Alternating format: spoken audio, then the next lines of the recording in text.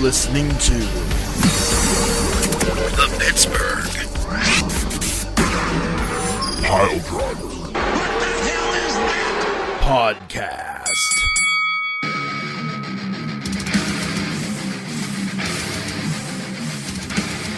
Well, piled picks. Everybody get ready. Thanks, everybody. Bye. I hope you enjoyed the show. It was a shit fest bag, hoe bag. Hey, is it going to be the fall / beginning winter of punk? Boy, I don't know. Time will tell. We'll have to talk about that. I'm sure we'll do that. We'll have to wipe up the blood that comes out of Tom's nose because we're talking about punk and potentially his glorious return. Never I thought we would see the day where a CM Punk conversation kills Tom. I always thought it was Goldberg. I thought Goldberg would surely be the conversation that kills Tom, but damn it all, Phil Brooks might leave more bodies in his wake than fucking Goldberg. You never know. In any case, this is the Philbert Punk Driver CM show, and we have picks for Gearfest. Jackknife. What's the show? Help! Full What's the show? Jackknife Jammer Jim Jam. That's what we are. Full flang, fing fong. We have an AEW pay-per event coming up, so we have to do picks for that. And I don't understand why we have to do a discussion or picks for this, because honestly, it's going to be the same thing. We're going to try to do picks. Poot and I are going to fucking just dive bomb into a vat of custard. Tom is a toss-up. He's either going to do really well or really bad. Like he's on either end of the spectrum, never really in between. Beef's just going to get beaten by Pat and Amber and sent into a tizzy. Someone's going to say something they shouldn't have. Old men are going to wrestle. Welcome to AEW Turning Point. Gear Truck Fest. Somebody go. Autobots, roll out. Let's do picks. Let's go. I've had it. Is it truck month? Is it truck month? Is that what's happening here? The AEW, all right. the AEW Chevy Silverado, fucking Truck month. It's rolling in. Richard Bazzi presents AEW Full Gear. I haven't heard him yeehaw in a while, and I'm worried that he might be dead. No, I heard it. I heard it, but every time it comes on, I try to turn it off because I can't stand it. Richard Bazzi Ford. It used to be Richard Bazzi on every single commercial, but I have not heard Richard Bazzi on any of his own commercials now, and I'm very Poot's lost. Why do my cats wait until I'm down here doing something to decide to go take shits in the litter boxes? Because cats are Gross. jerks. It's Catch it. All right. Hey, so we should do some picks here because and then we got a lot of stuff to talk about too. Because like I do have some questions. Cat turd for 9 points. It's a super show. It's a super my show because notepad. we're not going to be talking about a lot of stuff next week because we're going to be doing picks. And then Among Us, because next week is Thanksgiving. And we're not recording on Thanksgiving. We're thankful for our viewers, but we're thankful that we're also not going to have to fucking speak for you next week. So, Draw 4. Anyway, Full Gear 2023 is as follows. How many points? 9 matches. Fucking 18 matches, and then we picked 9. 3 for SummerSlam or Survivor 9. Series. Still, Super Bowl Saturday. There are 9 matches. Thank you. Your shirt's entirely too tight there, fucking. God damn it! entirely too tight. Your door's locked too. MJF and TBA allegedly defend the Ring of Honor. Dave? Jesus Christ, World Tag Team Championship against the Guns, Austin and Colton on the pre-show. Hikaru Shida defends the women's title against Timeless Toni Storm with Luther. Sting, Darby, and Adam Don't Call Me Edge Copeland with Ric Flair in their corner. Face off against Christian Cage, Luchasaurus, and Nick Wayne. Okay. Orange Cassidy. I'm not finished. Orange Cassidy defends the International Championship against Jon Moxley. Hangman Adam Page is versing Swerve Strickland with Prince Nana in a Texas death match. Nobody's gonna Peter die at the Spider-Man. end. Spoilers. The Golden Jets, Kenny Omega and Chris Jericho are facing the Young Bucks, Nick and Matt Jackson. If the Golden Jets win, they get the Young Bucks title shot, which they haven't really mentioned until 2 weeks ago. And if the Young Bucks win, the Golden Jets must disband as a team. Chris Statlander defends the AEW TBS Championship in a three-way match against Julia Hart and Sky Blue. Ricky Starks and Big Bill defend against La Faction Gronabral, which is Roosh and Dragalistico, with Jose the assistant, FTR, Cash Wheeler, and Dax Hardwood, and the Kings of the Black Throne, which is Malachi Black and Brody King, in a fatal four-way match for the AEW Tag Team Championship. And finally, our scumbag MJF defends the AEW Championship against Jay White. Pulling double duty. 9 matches. There you go. Here are your standings. Listen up, because I know if I don't do the standings, everyone's gonna be like, "Beef, where do I stand? What's the standings? You know where your standing is? Under my foot, motherfuckers. That's where your standings are. Beef at 114, leading the pack. Dave and Amber at 109. Dave and who? Dave and Amber. Amber. The bottom's gonna fall out. I have no fear. The third quarter, she did not have a complete falling out. I'm sure she's going to this time. Pat, they're at 109. Pat's at 106. So it's a pretty tight race at the top. Tom's right there at 101. Ransom's at 91. Still anybody's game there. Poot at 85. It's less likely, and then we have Scooby. Oh, Scoob. Yes. Scooby Doopy. Oh, Scoob. At 67. Oh, Scoob, man. you're the only reason why I'm not literally the worst. Thank you. Yep. I don't know what's going on with dude. I don't know what's going on with me with picks. I like, man, I wish I could explain it. I get too fucking weird with it. I think too hard about it. I feel like fucking twice every picks episode you go, I'm gonna get weird with it. I'm gonna see what happens. That's what happens, Poot. You're like, you know what? I'm gonna be stupid with my picks. You're like, for the sake of not being boring, for the sake of being different. Fuck that. I will say though, Poot, you had a really good crown jewel. You really did. Oh, you had a good event. You did. Yeah, I had a good event. That's why I'm not below Scoob. I also had a very good crown jewel. I'm gonna pat myself on the back for this one. I literally Scoob the boob. I lost 1 point, and that was on my Cena pick. Yeah, man. Damn near. Yeah, that's pretty fucking good. I'm happy with that. Dave had 34. You guys cleaned it up. Considering my at 33. Considering my fast lane was so fucking abysmal, I needed this. Lots of slow starts, but that's why it is a marathon, not a sprint. So, that being said, I'm going to make Poot go first. MJF and TBA, allegedly, versus the Guns, Austin and Colton Gunn. Poot. Yeah, I swerve when I drive, and I something with my face. I'm going to put because I don't think the whole series and story is over with this. I'm gonna put 9 points on MJF and question mark. Holy fuck! Okay, fuck you. That's Poot 2 minutes ago goes, I don't know why my points are so bad. I don't know why my points are so bad this time. Why is that a bad fucking choice? Why is MJF a bad fucking choice? Explain it to me. Poot. Rarely will I ever say to you, Beef. Rarely will I ever say to you, Beef. Explain this to me like I'm fucking 5. Tell me why MJF is a bad fucking bet. I am just saying this. You come out and you're like, I don't understand where all my points go.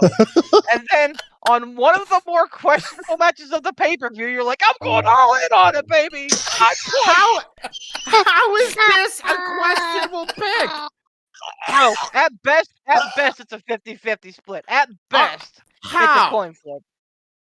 Oh. How? I hear you. I hear you, Poot. I hear you.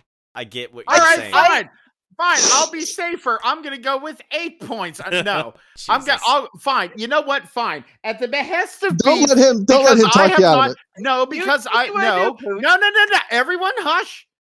Ransom, thank you. I appreciate you. Beef, you hush. Okay. On the behest of Beef and his infinite knowledge of the wrestling graps, I am going to back off on this and be a little smarter. And I'm going to say 3 points on MJF and question mark. How's that good, sound? Man. Feels good, man, is all I'm saying. That feels a little bit more rational. Okay. Ransom, what do you have? Don't give me something. Don't come back here with your bullshit. Do it. I'm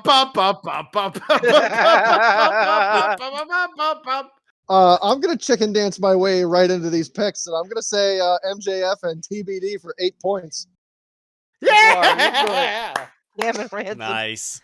All right. I understand where you're coming from, Beef, but I agree with Poot. Like, this whole devil angle, unless they pull the trigger on revealing the devil to be Adam Cole in this match and have him, like, somehow screw MJF out of the title, it doesn't make sense to keep going with this, like, who's behind the devil mask and have MJF still waiting for Adam Cole to come back to help him defend these titles. I don't think it makes sense to have him drop the tag titles that they won in their storyline if Adam Cole's not going to be part of said storyline. So unless they pull the trigger on, like, having the person in the devil mask screw him out of the titles, I don't think he loses the titles either clean or, like, on some gun fuckery. Like, I don't think that is in the cards. All right, that's fair. You listen. You guys are entitled to your opinions. I just try to, tell them who you just try to screw us out of a title. Exactly. Yeah. Yeah. It's all right. I'm with Ransom on this one, and I was along the same lines. I wasn't gonna put like 9 or 8 points on it. But so I was thinking about this. I'm like, oh, why all of a sudden did they have a TBA as MJF's partner when the last pay-per-view they had, what was that, Wrestle Dream? Mm-hmm. WrestleDeals.com. Yeah, that too. Was it at Wrestle Dream no, it was All In, I think. Regardless, where MJF defended the tag titles by himself. Solo. Yeah, he did. Sikoa. Absolutely. Okay. He beat who'd he beat? He beat Not Ozzy. I can't remember. No, the oh fuck, who were they? Oh yeah. Because he's wasn't it Aussie Open? No. No. It was. I can't remember their names, but it was like one big guy. Because he's like, he's like, you fatso, I'm gonna pick you up and power slam you. And that was like a thing, a point of contention in the match too. Like then he finally was able to do it. I can't remember the tag team for the life of me. So, they're not that important. But you're good. Whatever. Anyway, so how many points you putting on this there, Tom? Oh man, I'm gonna put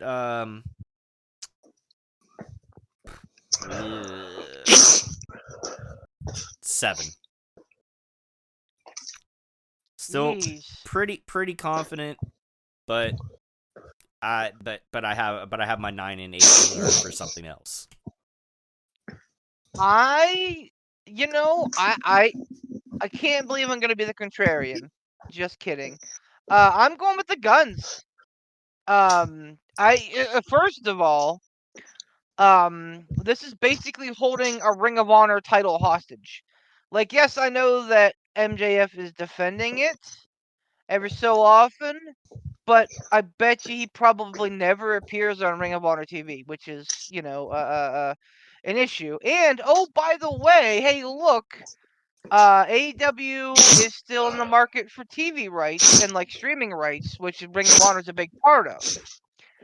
So I think that not having those titles in purgatory for a storyline that could potentially be on the back burner for the next, 3, 4, 5, 6 months. I just think that they're done with it. I think that this was going to be something that did happen. I think they're calling an audible, and the deal is that Samoa Joe will be Max's partner if he gives Samoa Joe another title shot, which Max doesn't want to do, understandably, because Joe is the fucking eater of worlds. I think that Joe steps to the plate. I think that Max gives him his title shot, and Joe is his partner. And then I think that Joe turns on him in the middle of the match. Cost him the belts to fucking send a message. So I like the Guns here, 2 points. I have debate for. Now that everybody's put their points on it, I also have another thought. What if whoever's the devil, or the devil by proxy right now, currently, what if the devil comes out and is MJF's partner? So that's a possibility. Oh. And I read best in the world. I read that the people that are in the black costumes and the devil mask are the people that are actively portraying the roles. That there are no stand-ins. Oh, interesting. So either it's not Adam Cole, or Adam Cole's not hurt, or it's gonna be CM Punk. It's gonna be 7 Ric Flairs. Apparently Britt Baker was another assumption. People are like, "Oh, it's Britt Baker." I'm like, all right, that's weird, but no. It's 7 Ric Flairs stacked on each other's shoulders in a trench coat. Yeah, flopping their dicks around. Oh, Woo! No,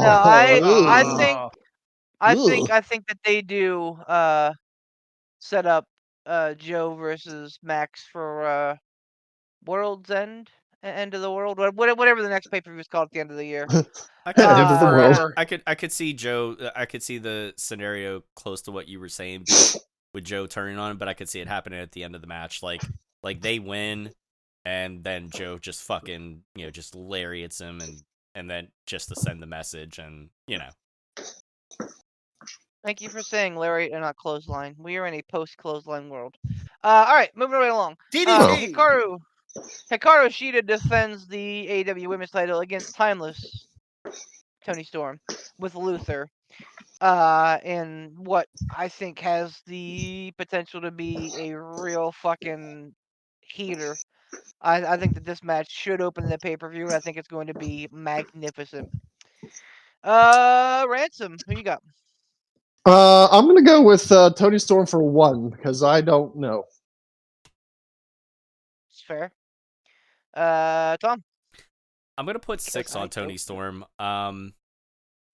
Just because I feel like we've been saying it for a little bit now that she hasn't really gotten her shot, and she absolutely deserves it, as she's doing some of the best character work that she's ever done right now. And nothing against Hikaru Shida at all, but I don't know. I think the coolest thing that she's done lately that I can remember seeing clips of or something is that she dressed up as Ada Wong from Resident Evil. So, meh. I mean, I think it's pretty fucking cool that she's the first ever 3-time women's champion, but that's just me, I guess. Is it 3? Yeah, man. Oh. First to 3. Okay. Well, yeah, because she was the very first, right? No. Nope. That was a different Asian girl, Tom. Come on. They're not all the same.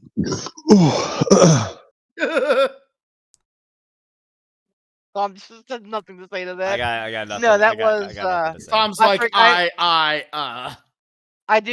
I do forget her name, but no, she they all look the same in the dark. All right. Tara, don't listen to this one. Oh no! Oh, you're fucked now, buddy. Or should I say you're not fucked? Oh no! She shut it off. Recording deleted. The quarantine. Recording low. Recording depleted. It's not on the recording. She wanted before. He says threateningly, "It's not on the recording." This is gonna be one of the ones. This is gonna be one of the ones that's fucking locked in Ransom's basement, and never to be heard of again. But anyway, yes, Hikaru Shida is a 3-time women's champion, but she's going to kill me with one of my everyman guns. Ada Wong's gun. Oh, I'm having fun. That's a callback, ladies and gentlemen, to something you didn't hear. But you know who else could be a 3-time women's champion? Toni fucking Storm, and spoiler alert, she's gonna be. 5 points on Toni. Yeah, she's doing the best work of anybody in the AEW women's division. And like, Hikaru Shida is kind of the bell cow of the AEW women's division. Like when I think of the women's division AEW, that's who I think of. She's the person that's basically kind of pioneered it and took it from like shit to like pretty decent. Yes, she had some help. Like there have absolutely been other people and other players in there that have done a lot of work. But I think that Shida being the first time 3-time women's champion is fitting. I'm not a fan of them fucking bouncing this back and forth and back and forth and back and forth. This will be like the 4th title change since like the summer. Since Jamie Hayter lost it. So like, yeah, that sucks. But I think that Tony's gonna have a nice long reign until Jamie Hayter comes back. So give me Toni Storm 5 points. Poot? Toni Storm 7. It's absolutely 7 points on Toni Storm. Like I understand that's not. I don't think that's me getting weird with it. Like Toni Storm deserves it. Her work is wildly entertaining. The way she's playing this, like, golden age of cinema, femme fatale, and kind of, that vibe and how much she's leaning into it.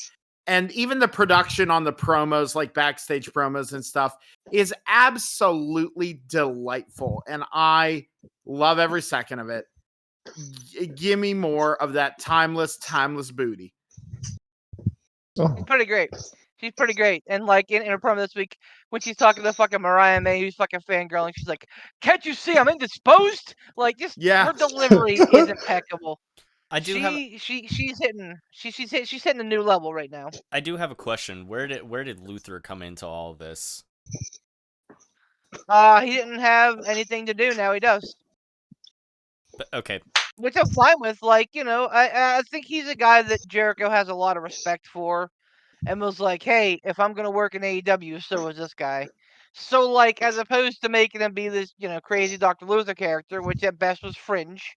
They got something fun for him to do, and he's working well with him, man. He's working pretty good as a straight man, surprisingly. He works incredibly well, not just like as a straight man, but like all of his mannerism, like everything. Yeah. He's like a good actor. It's great. Yeah, man. Absolutely. Chris Statlander defends the TBS title against Julia Hart and Sky Blue in a triple threat match for the AEW TBS Championship. Tom, let me see. Fuck. Not a choice. I mean, wish it was. I wish it was for this match. We're not playing Mary. We're not playing Mary Fuck or Kill here. I wish we were. Should be. You seen Sky Blue? Yeah, buddy. Sorry, Julia Hart. You mispronounced it. No, I sure didn't. That's cool. Anywho, that's cool. That's cool. Man, all right. I'm gonna pick Chris Statlander, and man, I'm gonna put 5 points on it. Ooh. That's kind of my middle of the road pick because there's a lot of the other matches that I think could get really fucky, and I don't want to lose a lot of big points on them. So I'm gonna say 5 points on Chris Statlander. I don't see Julia Hart walking away with it. If she does, Sky Blue is gonna eat the pin. I don't necessarily see Sky Blue walking away with it. I don't know. I just feel like I feel like for Chris Statlander to come back and and take the title off of Jade at that time before we knew that she was like going bye-byes was kind of a big deal. And I feel like I don't know. I feel like her reign needs a little bit longer, just a little bit. I don't know. That's all I got. I mean, it should make you feel better than picking Statlander as well. for 6 points because you nailed it. Her reign needs to be longer. Thus far it's been fairly forgettable. And to be real, this Julia Hart Sky Blue feud thing that's been going on has been good stuff. Better than pretty much anything else that Statlander's been involved with during the same time. So I'm glad that they're like including this feud in the title match. I think that that's smart. But yeah, I mean, Julia Hart has been, I think, the surprise of 2023. I think that her character as part of the House of Black has been killer, and they've protected her well. Sky Blue again is still very, very, very, very, very green. But I think with the right investments, that she's going to turn into a great star for them. It is worth noting that Sky Blue is from. Never mind, it's not in Chicago. I'm like, Sky Blue's from Chicago, and it's in Chicago. Wrong Nope, company. that's Survivor Wrong Series. company, beef. That's Survivor Series. Anyway, no, I like Statlander here, 6 points, because she does need to have a little bit longer of a reign. Poot, word. Man, I really wanted to disagree with you, but I think Statlander needs to come out on top. And unfortunately, in this one, because it seems like they're really getting behind Sky Blue, I really think Julia Hart's there to take the pin. I think Julia Hart has, like some good, distance on her. I really do, but I just don't think that it's going to be this time. I'm going to put 4 points on Statlander. They protected Julia so much over the last, I think, 6 months. I can't see her hitting the pin here. No. You might be right. Well, I mean, I think it's the only thing that really makes sense, because right now it seems like they're focusing on making Sky Blue look better than she already does. I will say this. I appreciate Sky Blue's Scooby-Doo like inspired gear. I thought that was pretty cool. But yeah, like with this whole like dark blue thing that she's got going on, it doesn't mesh super well. So like I think that was a gear decision that she probably put a lot of money into before all this was decided. And then she's like, well, fuck it, I'm wearing this fucking gear. Yep. So like I'm hoping that maybe she has something more befitting of like, the darker brooding Sky Blue. That being said, it is Ransom Dorf's pick. Ransom.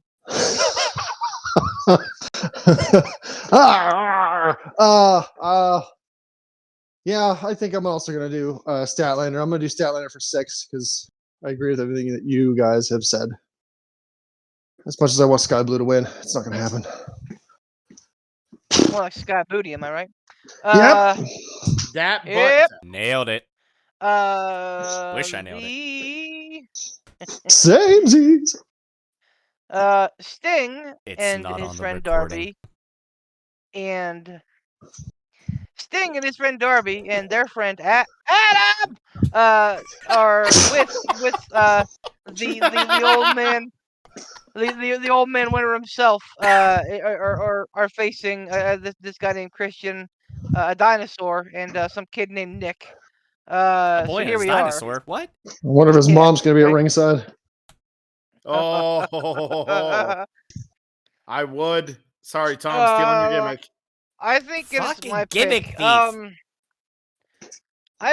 I don't know. Okay, no, I do know why Ric Flair is here, and I don't want to know why Ric Flair is here. My only hope is that Ric Flair, that some doctor somewhere is going to have the fucking cojones to go, Rick, you are not cleared to wrestle because you are 92 years old with the back of a 150-year-old, knees of the Paleozoic era. Nope. And a libido that's probably going to land you in jail. Quit while you're ahead.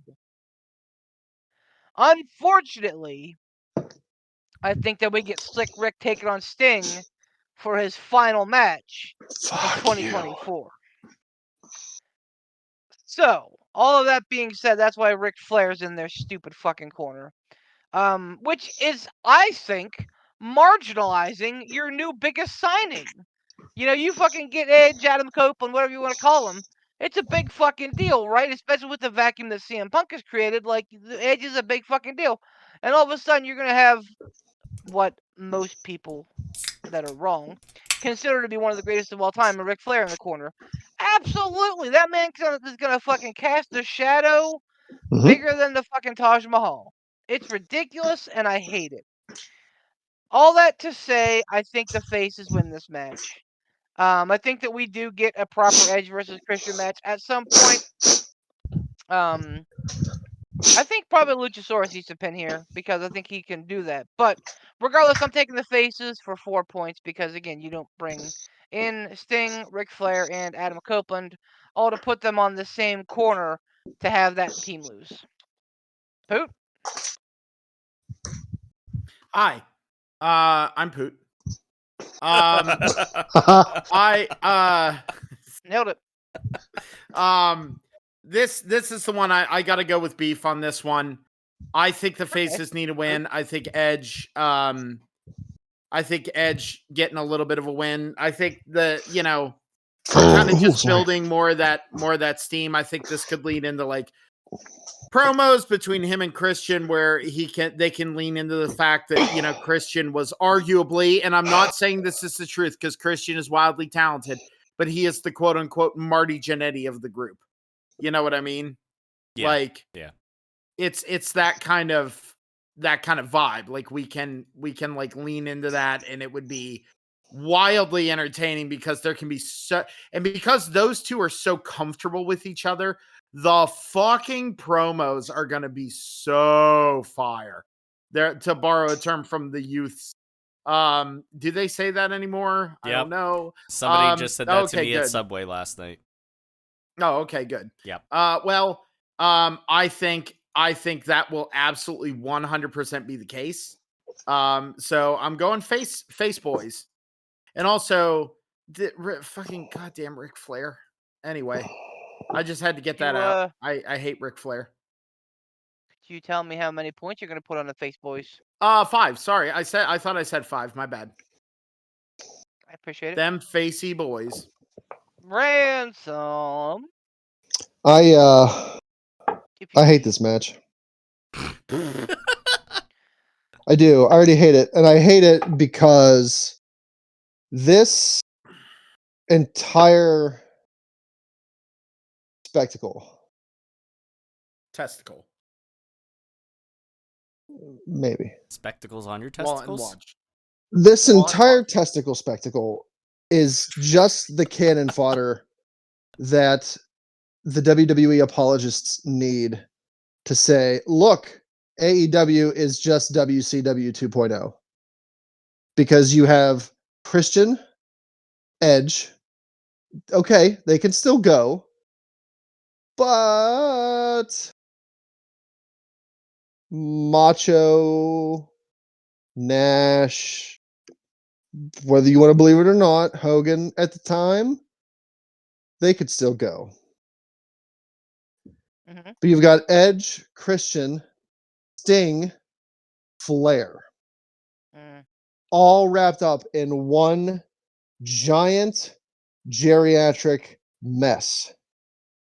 You've got Darby, young guy, the kid, whoever his fucking name is, young Big guy. Wayne. Yep. Yeah. The Nick dinosaur. Wayne. You can't really fucking carbon date that guy. So like 2023, I can carbon date whoever I want. We'll cut him in half, count his rings. You mean split him in half? Anyway, go I on. just this match could be really good. It could be, but at the end of the day, the only thing that people are really going to hang their hats on is like, look at the old guys in this match. And I mean, I get it. Like, if you're going to have all these guys on the card, it's probably best to throw them all in one match instead of spreading them out and taking up spaces on the card where the young people can shine. But at the same time, like, oof. Do we really need to have Edge, Christian, Sting, and Flair all involved in the same fucking match? And Flair, huh? Some big names. Yeah, some old names, big names, but aged names. And Flair, the fucking guy, I don't see a reality that we live in where Flair stays at ringside and doesn't cause a scene. Like he's gonna be wooing all fucking match. He's gonna be trying to jump up on the apron. He's gonna be trying to slide into the ring. The announcers are just gonna be commenting on Flair and all of his fucking shenanigans. There's probably a 60-40 chance that Flair gets color somehow in this match. Yeah. Like he's just gonna be standing at ringside wooing. They're gonna cut to the match. Darby's gonna do a move on Nick Wayne, and then they're gonna cut back to ringside, and Flair's just gonna be drenched. Like nothing fucking happened to him. It's just he got bored and decided to just blade himself at the side of the fucking ring, and he's just gonna be fucking red face Flair again. Red Ross. So yeah, like I don't like this match. I don't like it because I think it has the potential to shine a light on the negatives and the ages of some of the wrestlers more so than it would if it was just like Edge and Darby or Sting and Darby versus like two young guys. Not so much gonna see the wear and tear on the competitors as you will in this match. Because really on the one team you've got Darby Allin. Like he's gonna be the only one that's gonna be able to like really go the whole time and not be showing a little bit of rust. I don't know. I think Nick Wayne will be able to. No, I mean, Nick Wayne, sure he can, but like on the one team, like on the to Sting, be fair, Sting doesn't have a lot of gas in the tank, and that's obvious. Edge can go still, yeah, but well, here's the thing. I don't see that, man. Everything I've seen from Sting in AEW, I've seen zero limitations on him on. Like every time I look at Sting and I see Sting wrestle, I'm like, he has no business being as good for his age as he is right now. Yeah. I think just because of a little bit of ring rust, he might be in a little bit better ring shape than Edge, if I'm being honest. Yeah. I don't know. In any case, I'm taking faces, team old face men, for 7 points. I go into this match very hesitantly with my expectations. Tom? 4 points on Team Stingaroos. Make sure Say you put Stinkaroo? Stingaroos. Stinkaroo. Make sure you put the extra O's in there. Ooh. I count about 7 O's. You'd be disappointed that I'm just listening to his faces or heels. Damn it, Beef. Yeah. Ruined it, damn it. You ruined it. Work smarter. I just, I don't know. Like, I wish Ric Flair wasn't here. I think I'm fine with the match outside of him, but I think Ransom hit the nail on the head. Like, he's going to be a focal point. He's going to be the spectacle because you just gave Ric Flair 2 contracts. One for a stupid fucking energy drink, which cost $24 for fucking 3 cans. What? The other as an on-screen fucking performer. So, yeah, Woo Energy is like $24 for 3 cans of it. What the actual fuck? Yeah, man. Welcome to America 2023, where everything. I paid for a gallon bag of fucking coffee, and it was like $14. Shut the fuck up, Ric Flair. I know. Well, he needs the money because he has 17 fucking ex-wives that he has to pay, and fucking 87 fucking hush money fucking things that he got to give to people that he probably flashed or screwed or whatever that he doesn't want fucking coming out again. Anyway, I'd be a lot happier with that Ric Flair here because yes, this absolutely detracts from the fucking match. Speaking of something that's, I thought Beef was gonna go full like 12 Days of Christmas with Ric Flair's like 8 sexual assaults, 7 alimonies, 5 cans of Woo energy. 4 kids to pay for, 3 Hall of Fame rings, all the disappointed fans, and one very... Vic flopping on an airplane. Oh, I was gonna go much darker with that. That's fair. That's fair. Anyway, speaking of darker, we're gonna go Moxley versus Cassidy here. Now this is not slated to be anything other than a match. However, we know that It's not gonna happen. sometimes John Moxley matches kind of evolve into like Texas death matches without us knowing. It'd be weird if there was a second, Texas death match. But again, much like Ric Flair, John Moxley coughs and suddenly he's bleeding. And honestly, he just wakes up and chooses violence for himself. if I'm being real, I think that's his element. I think that when John Moxley is in a terribly violent match, that is the best John Moxley. Renee, where are the skewers? I don't feel like I don't feel like I'm interested to watch John Moxley in a wrestling match. I feel like I'm more interested to see John Moxley go out there and just fucking make hamburger meat out of somebody, or be made hamburger meat out of. Anyway, Orange Cassidy defends the AEW International title against Moxley. Poot. I'm gonna go Orange Cassidy for 2. I'm going Orange Cassidy for 2 just because I like what they're doing. I watched this past week's Dynamite. I like what they're doing where they're like shaking Orange Cassidy's resolve. They're kind of putting him, it's like, oh fuck, like, can I handle this? Am I good enough? Am I this? Am I that? Am I this? Am I that? I fucking love it. I think it's outstanding. But I think that's going to be the thing to prove, like, oh, this, like, he's done enough to legitimize himself. Let's be perfectly honest here. In IMHO, I'm just saying. But I'm gonna go with him, man. I'm gonna go with Orange Cassidy. I think he still has legs left on that title reign. Fair. Hot take. I think that the international title has a lot of shine on it right now. I think that it is the second best title in the company, next to the AEW title, because of guys like Orange Cassidy, John Moxley fighting for it. I don't even remember who the fucking TNT champion is. That's how great of a run it's having. Isn't Christian Cage still the TNT champion? He sure is. He sure is. That shows you everything you need to know about the old man match. How much fucking overshadowing everything is. I forgot that Christian had a title. Thank you, Tom.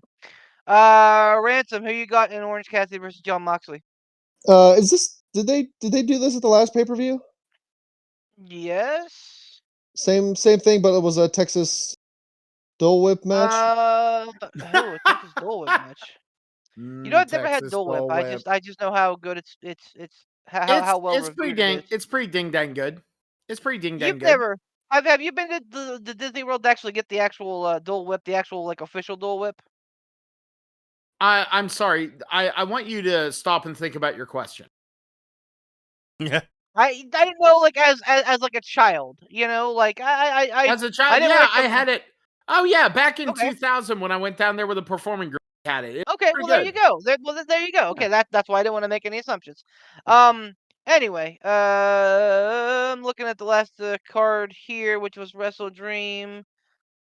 I feel like no, he wasn't. Oh no, they were on All In is where their match, or all Out rather, was where their match was. And it was Moxley defeating Orange Cassidy in a singles match for the AEW International Championship. Yeah, but and then Moxley did Moxley win that title? He did. He won the title and then he lost it to help me out here. Phoenix. Phoenix, yep. Because he was injured. Yeah, and then Mox had a concussion, so he had to drop it. I think he actually got a concussion in this match. He dropped it to Phoenix, who then also got injured and had to drop it back to Orange Cassidy. Yeah, poor Phoenix, man. He's having a lot of bad luck. Yep. I mean, is it bad luck or is it just a bad environment? That's to be discussed, I guess. That's a topic. So, this is weird though. Like, because there were so many injuries and so many title flops around, I don't know what to hedge my bet on. I don't know what to hedge my bet on. Like, were they planning on going the distance with Moxley, but then he got injured, so they had to hurry up and drop it? And go for Or was speed. the plan always was the plan always to be like, well, we'll drop it to Moxley, he'll hold it for a couple months, and then he's dropping it back to Cassidy. So like I don't know in my head where their plan is. Because if it was for Moxley to go the distance, now that he's, unconcussed and back at it, one would think that he's going to take the belt. But if it was just for him to hold it for 2 pay-per-views and then give it back to Cassidy, it doesn't make sense for Cassidy to lose it here. I'm going to go with the word. I'm going to go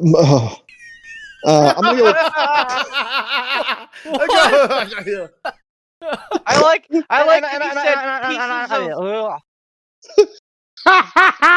I like that he said pieces of both of their names, like, in the same fucking breath, and like pieces of their first names together with pieces of their last names. It was perfect.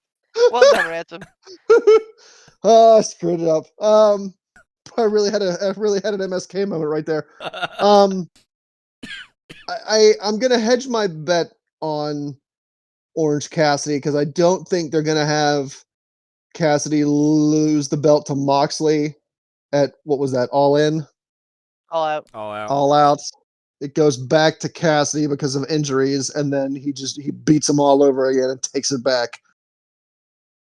So I'm going to hedge my bet on Orange Cassidy. I don't know if that's the wise choice or not, but I'm only going to put 2 points on it. Do I have 2 points? You do. Okay, I'm going to do that then. What you got, Tom?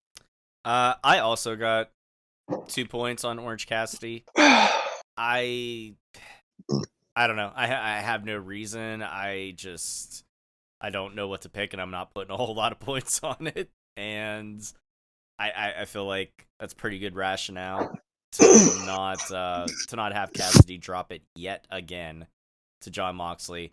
I will say though, I'm quite impressed, and I heard that Poot got my reference, so thank you, Poot. You're welcome.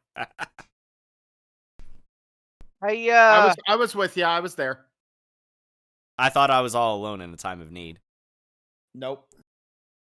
Easy with those cake references. You're dating yourself. I don't care. I'm an old man. Again, it's 2023. Let him do it. I am. I identify as a very youthful man myself. Regardless. Fair. I don't, but that's okay. I'm going to once again fly in the face of my compatriots, and I'm going to pick Moxley here. Not only am I picking Moxley, I'm putting 7 points on Jon Moxley. Wow. All right. Okay. All right. Okay. All right. I feel like, don't hate me, Moxley's a bigger star than Orange Cassidy. Agreed. Well, yeah. Orange Cassidy's a good hand to have. And I think that he's built this title up. Like, this title was built on the back of him. But I think that it was meant for Moxley to kind of take and have an epic run with it as well. I think he will take this belt and do what I think Pac was doing and, like, actually defend it all over the world. I think he'll defend it at Wrestle Kingdom. I think he'll defend it, in Mexico. I think he'll go literally all over the world internationally and defend this title. So I think that, with Ransom's line of thinking, I think that this was supposed to be a Moxley run. It was just interrupted for a couple months. But now we're gonna get back to it. So yeah, give me Moxley. Give me Moxley big, 7 points. In another return match, this was a return from Wrestle Dream though. We are getting Swerve Strickland versus Hangman Page. This time in a Texas Death Match, which means that we will get Ghost Riders in the Sky as Hangman's theme. I'm fucking hoping. And honestly, like right now, these two can write all the checks. Their match at Wrestle Dream was pretty fucking great. God, that was so and, good. I think that they're gonna have an equally as good, and that's the thing, man. Like AEW's kind of predictable. Their weekly TV is not gonna blow your mind. Every so often, they have a really good fucking match on there. But like their pay-per-views, they know that you're shelling out your hard-earned money to watch their pay-per-views, and they fucking work for it. Though that being said, I think it is Ransom's pick, if I'm not mistaken. I could be mistaken. No, I think that sounds right. Yeah, because Poot picked Cassidy first, I believe. Yep. Who won between them in their Swerve. It was in Swerve, It was in Seattle.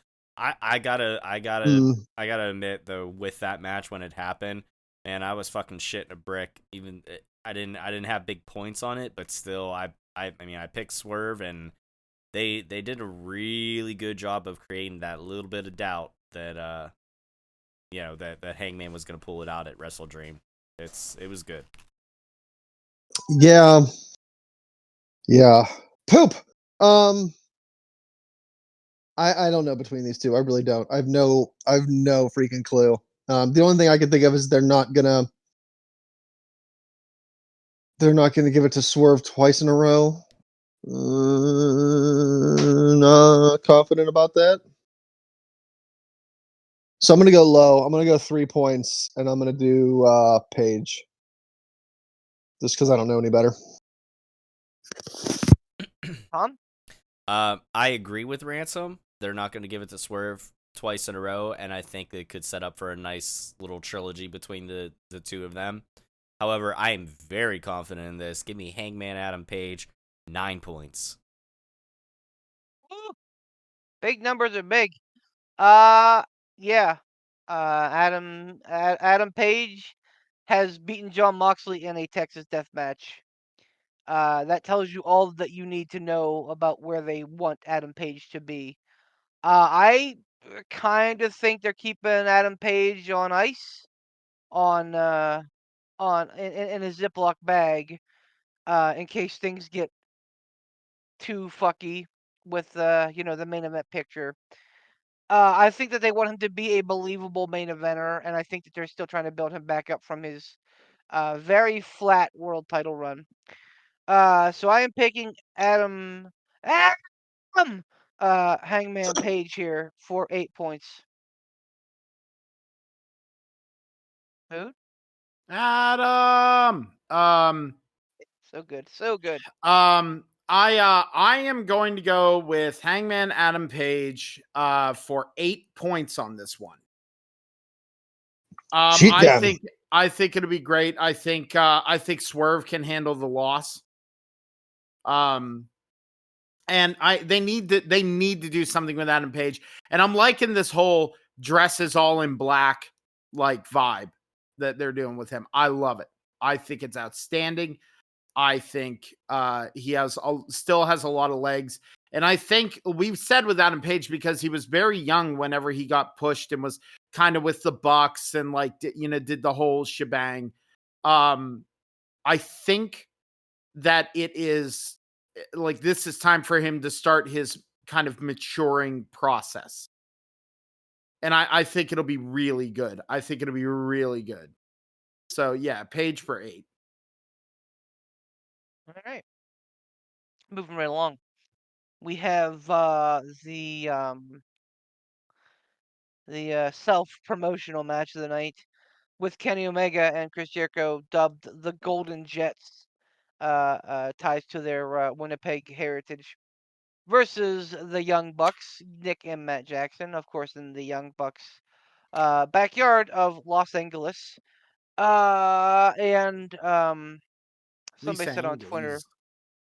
Somebody said on Twitter to the Bucks, one of the Bucks, I think it was Matt, I don't understand why you're putting yourselves in this match with Kenny and Jericho. And they said, well, the option was either that or not on the card at all. which is weird. It's a little telling.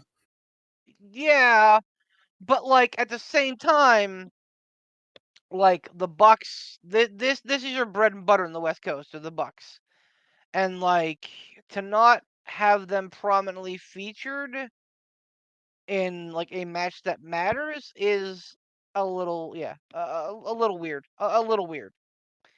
Tom, who you got in this one? I know I have my 1 and my 3-pointer left.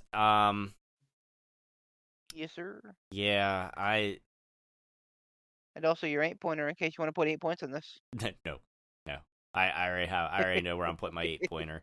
Don't you worry about that. Man, this I hope this isn't one where they do something fucky, and I should know better than to bet against the Bucks, so I'm just gonna say 3 points on the Young Bucks and leave it at that. And let's not forget this has that weird fucking thing where like I know this weird fucking stipulation where if the Golden Jets win, they get the Bucks title shot, but if the Bucks win, then the Golden Jets must disband as a team. This much historied team of the Golden Jets. I know, I was gonna say, but I'm sure that between Jericho and Omega, they could come up with yet another team name besides the Golden Jets, like right? You know, the Michael Scott Paper Company of tag teams. Exactly. I'll just make another one and another one. That's one of them. I get the feeling that. Sorry about that, boys. Had to peep. Well, we didn't even know you were gone until you said, "Hey, I'm back." Well, I get the feeling. Read the messages. Anyway, there are messages. You guys get paid? There are. When the fuck did we get ice cream? Fish the dragon. When did we get ice cream? I get the feeling that we're gonna see the Golden Jets win here. This feels like one of those like weird fucking swerves that we get, like with FTR dropping the belts to fucking Big Bill and Ricky Starks. Like this whole fucking thing seems fucky. Like they had the Young Bucks and FTR set up for a fucking a fourth match, and all of a sudden like everything goes to shit with it. It's like, all right, everything's kind of fucking weird. Is somebody hurt? No, they're back. Okay. So yeah, I think that this gives Kenny Omega something to do. I think that this gives Chris Jericho something to do. The enemy of my enemy is my friend style thing with the Callis family. So yeah, I will. I think we get the Golden Jets. I'm gonna put 3 points on it. Poot. Wow. So you went with Golden Jets. Who did everyone else go with? It's only me. I picked Young Bucks and Beef picked Golden Jets. I wasn't paying attention. How many points did you pick? 3, sir. Okay. This one, I really wanted to say Golden Jets, but I'm going to spend my 1 point on the Bucks. 1 point. Because I'm like, it's just, I'm going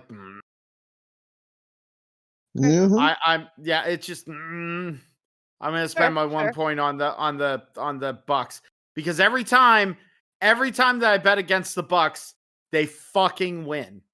This time, if they lose, it'll prove my point, and I'm going to throw all the rest of my picks ad nauseum, ad infinitum into perdition. Okay.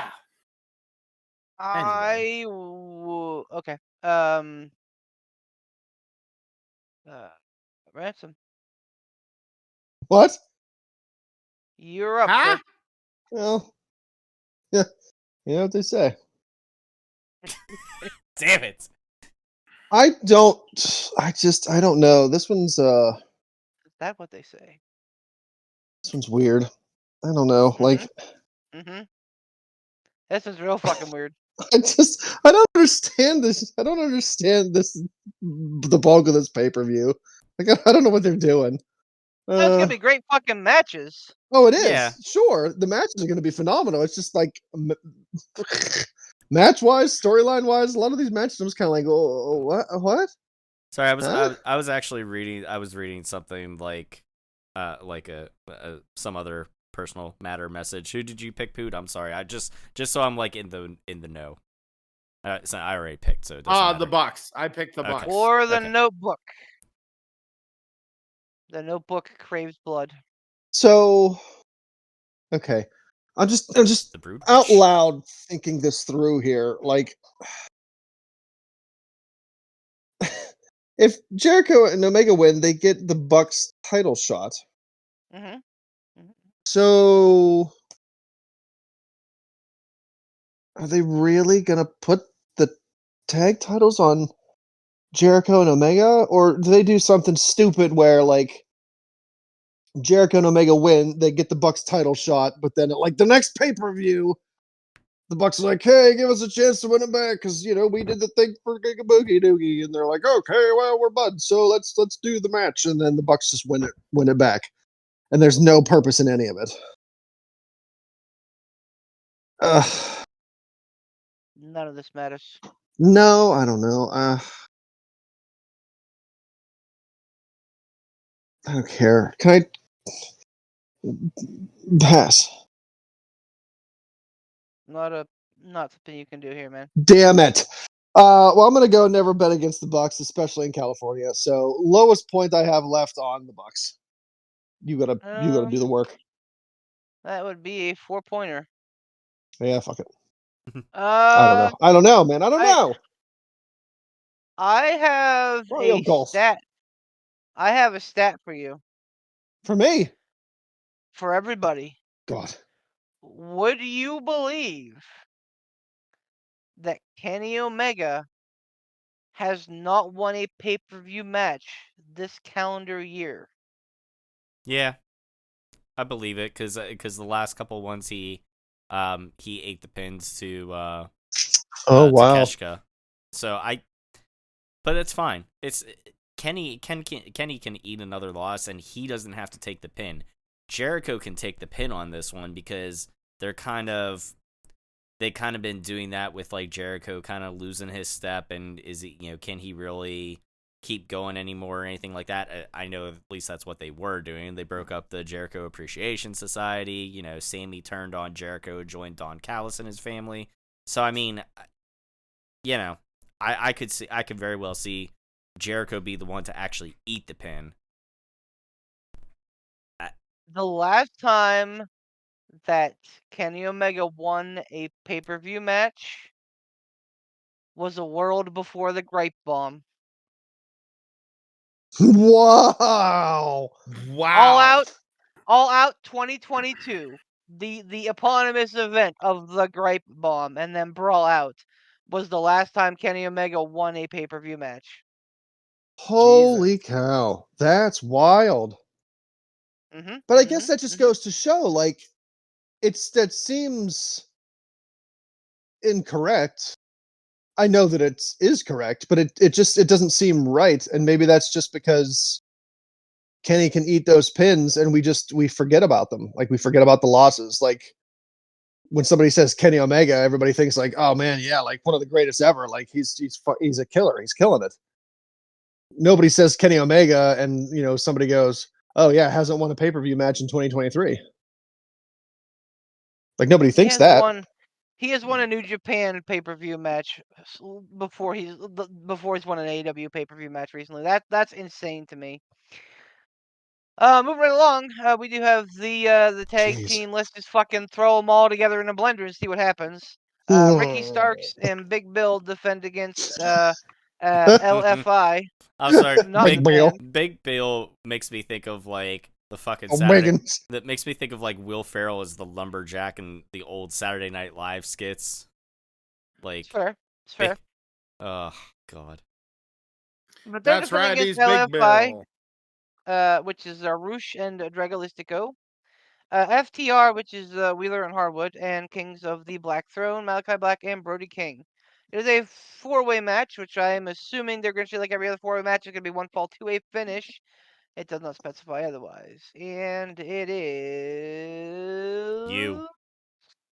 Oh, is it me? It is. No. Yeah. Is it? Yep. Damn it, it is. Because I picked the Bucks first. Haha, you're the Poot now. This is no, man. No, this isn't last. I'm gonna be the Poot. Don't worry. This is Poot's turn. No, It's all okay. part of the plan. So remember when I said that I think we're gonna get like a weird fucking thing? I think that FTR wins their belts back here. Really? Yep. I think that FTR wins, and then we'll be like, but the Bucks lost their tag team title shot. Why? Unless they don't. Okay, but what I'm saying is, I think that's what's going to happen. Is that we're going to be in a situation with that. So, but I'm only putting 1 point on this because this could go any of these 4 teams' ways, and I'd believe it. Poot. You said it's what, Starks and Bill against Ballsack LFI, LFI, FTR, and Kings of the Black Throne. Oh man, well fuck. I don't know. I'm gonna go with Kings of the Black Throne for 6. Fuck it. Wow. I only have 6 and 9 left. Nice. Oh. But I like that's all I Nice. have left.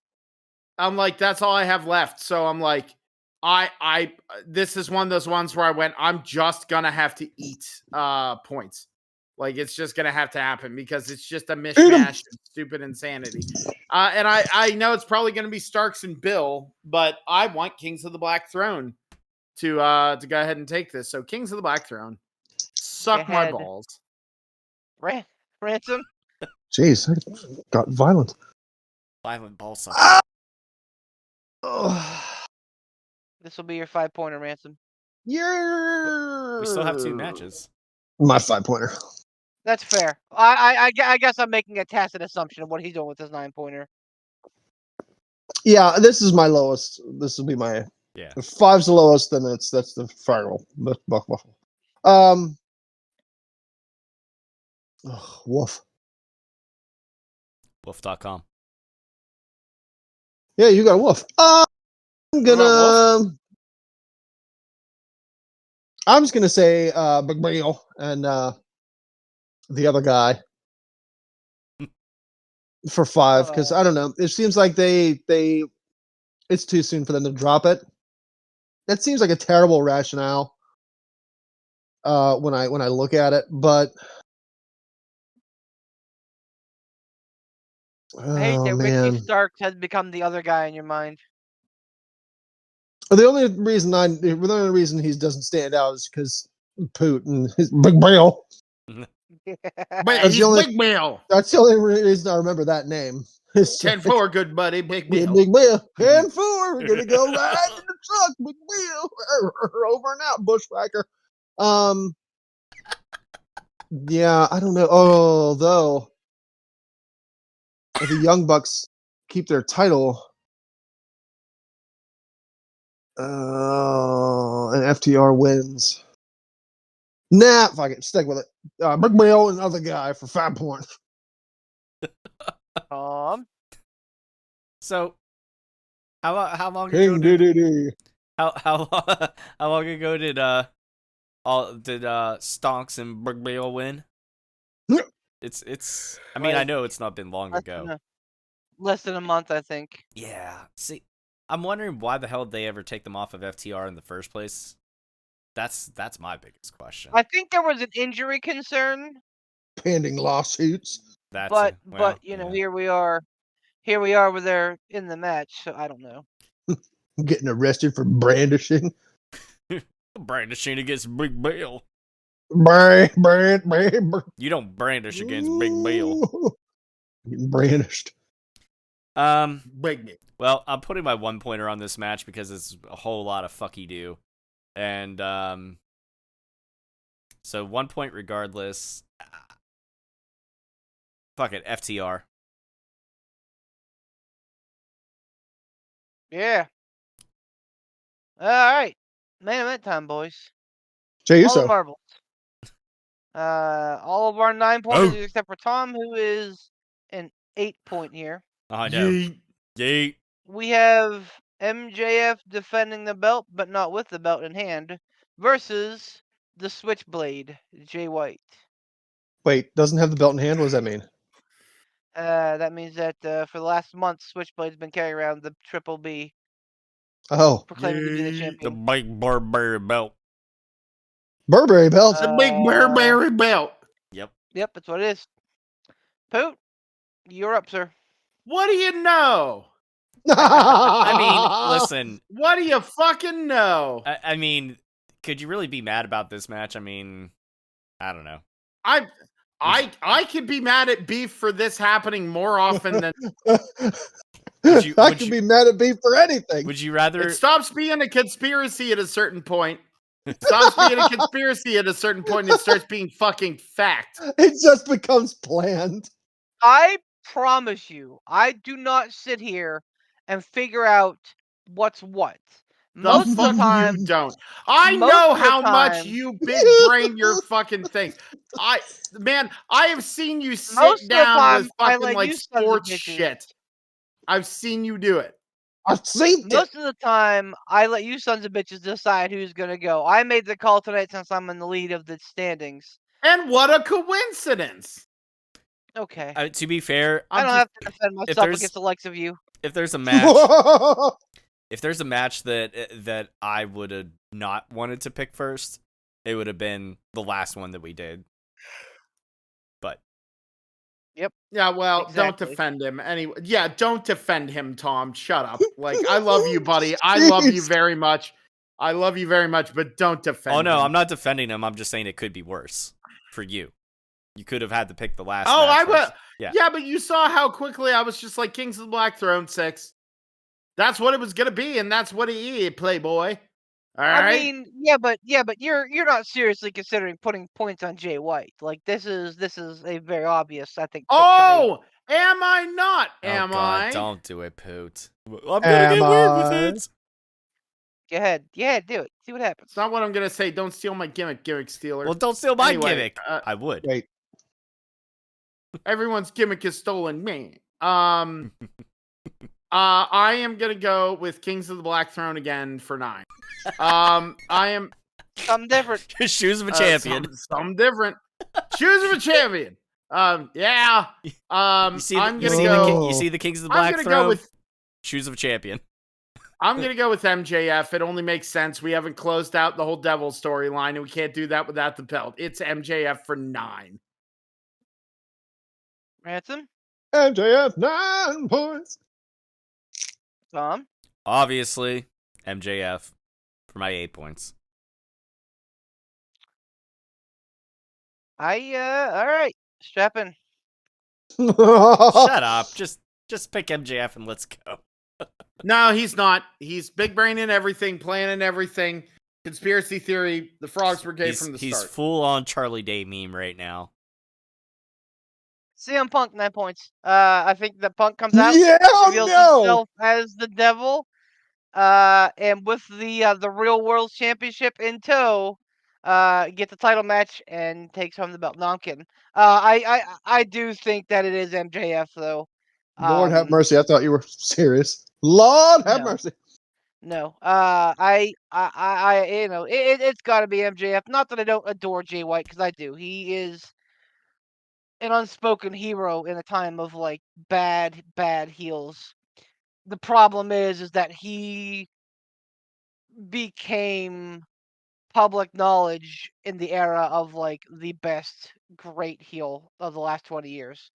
So like it's a bad time for Jay White, but I think that he's a consummate guy that I think is just wonderful. But yeah, it's very clearly they have, there's a lot of tendrils with Max right now. Wardlow's bullying him around. Samoa Joe wants another shot. We got this Devil thing. Like there's a lot, and obviously they're bringing a lot of tag team championships. There's a lot of old strings in old Duder's head. So yeah, I mean it's got to be Max for now until something big happens. like the return of Adam Cole from having a work injury, or the return of CM Punk. But that is Full Gear. Those are our picks. Can't wait to hear yours. Pick 'em. Yeah. So, all right, Beef. Dive into your conspiracy about old penis balls. Oh, it's not a conspiracy, my guy. This is who's penis balls? This is CM Punk. Oh, okay, thank you. Gospel. This is the gospel according to Beef. Oh. Listen up. Take a knee and take some notes. I'm sending y'all to school. So, for the longest time, the last, 5-6 months, I've said that I don't want Phil Brooks to be back in wrestling. I think that he's better off without wrestling, and I think that wrestling would be better off without him. And I thought that for a good long while. However, I am changing my tune because wrestling is becoming stale. And no one wants to hear that because the product is so good right now. AEW pay-per-views, good. WWE pay-per-views, good. NXT pay-per-views, good. Mm-hmm. I know Ransom's laughing for the same reason I am, because all I pictured was fucking Matt LeBlanc there. Yep. But it's also becoming kind of boring. Meat good. You know, I tune in on a Monday night, whatever. I tune in on a Wednesday night, whatever. Like, I don't really care about what's happening. Oh. And and again, like, there's a lot of great stuff happening. Like, yeah, there's some bad stuff too. Fucking Paul White, Big Show, fucking Ric Flair, fucking Roman Reigns' unending fucking career long fucking 11 fucking matches in 2023. Work smarter, not harder. Matches, 11 bullshit. Bull fucking shit. Get the fuck out of the sport. That's what I fucking think. If you're scared to get hurt, and you don't want to work, get the fuck out. I am going to continue, though, undeterred. I'm going to continue undeterred because He's asked me a question. You sound very deterred. I am going to ask you to be quiet. Tom, please. What the hell? Go on. So right now, wrestling is kind of in a lukewarm bath. It's not bad, but it's good, but it's not great. I'm not saying that throwing CM Punk into the fray of either company makes it the best thing in the history of ever. I'm saying that the old adage is true. Controversy creates cash. Not only does CM Punk Phil Brooks have a great mind for the sport, not only can he still reasonably go in a wrestling ring, not only does he still have the chops of a champion on the mic, but I think that a debut or a return would have the wrestling world buzzing. And especially whenever you're leaning into 2024, the year of MJF's free agency, where there's a lot of questions. And, Mercedes Martinez, same thing. Like, where's she going to end up? Like, there's a lot of free agents that are going to be coming here. And a lot of questions about the future I think they need to be answered. Austin Theory, Grayson Waller. What's going to happen with them? Where are they going? They're very hot young talents, and yet they're ice fucking cold. I think that CM Punk gives you a spark. Regardless of whether you're wrestling on Wednesday, Saturday, Monday, or Friday. Or Tuesdays. Or Thursdays. Or whenever Access decides to show NJPW. Or Saturday, Sunday, Monday, Tuesday, Wednesday, Thursday. You should have brought in the snack. I told you. I think the CM Punk gives you veteran leadership. I think if he returns to AEW as the Devil, I think you have the biggest swerve of all time. And I mean that only when you drive. Not like I'm not being over dramatic here. I think that CM Punk as the devil would be the biggest swerve in wrestling history. Period. End of list. I would agree 100%. I think it's a very unlikely scenario, but I think it's the one that excites me the most. I think that CM Punk returning to Raw gives you a major player in really either show of WWE where you have no playmakers. You have big stars, yeah, but you don't have anybody that's going to move the needle. And especially with Cena being bye-bye, like now that the actor strike's over, he's back to work. I think you need a guy that can come in and be a veteran presence, if wrangled correctly, and B, an asset to young guys. So absolutely, I think that regardless of what WWE says, I think they're kicking the tires on this. I think that Tony might have had a thought or two about maybe if he made the bad decision. And to be fair, I'll say this. I don't think Tony Khan made the bad decision. If I'm an owner of a multi-million-dollar company and one of my employees comes at me like he's going to fucking strike me, he's in the unemployment line.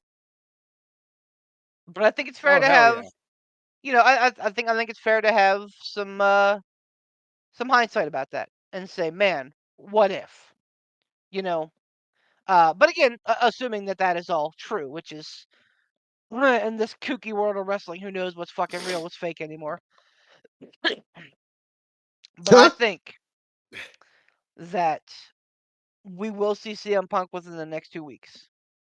Either Full Gear or Survivor Series. And if you're looking for my pick, I think that he shows up as Shinsuke Nakamura's opponent at Survivor Series. Which is a great place for a fucking re-debut. Feel free to discuss ad nauseum. I mean, I've already said that if Punk does show up, you know what's gonna happen to me. Tons boycotting. I don't. I'm so sick of the same old song and dance. If he does show up, and I know we've discussed this ad nauseum.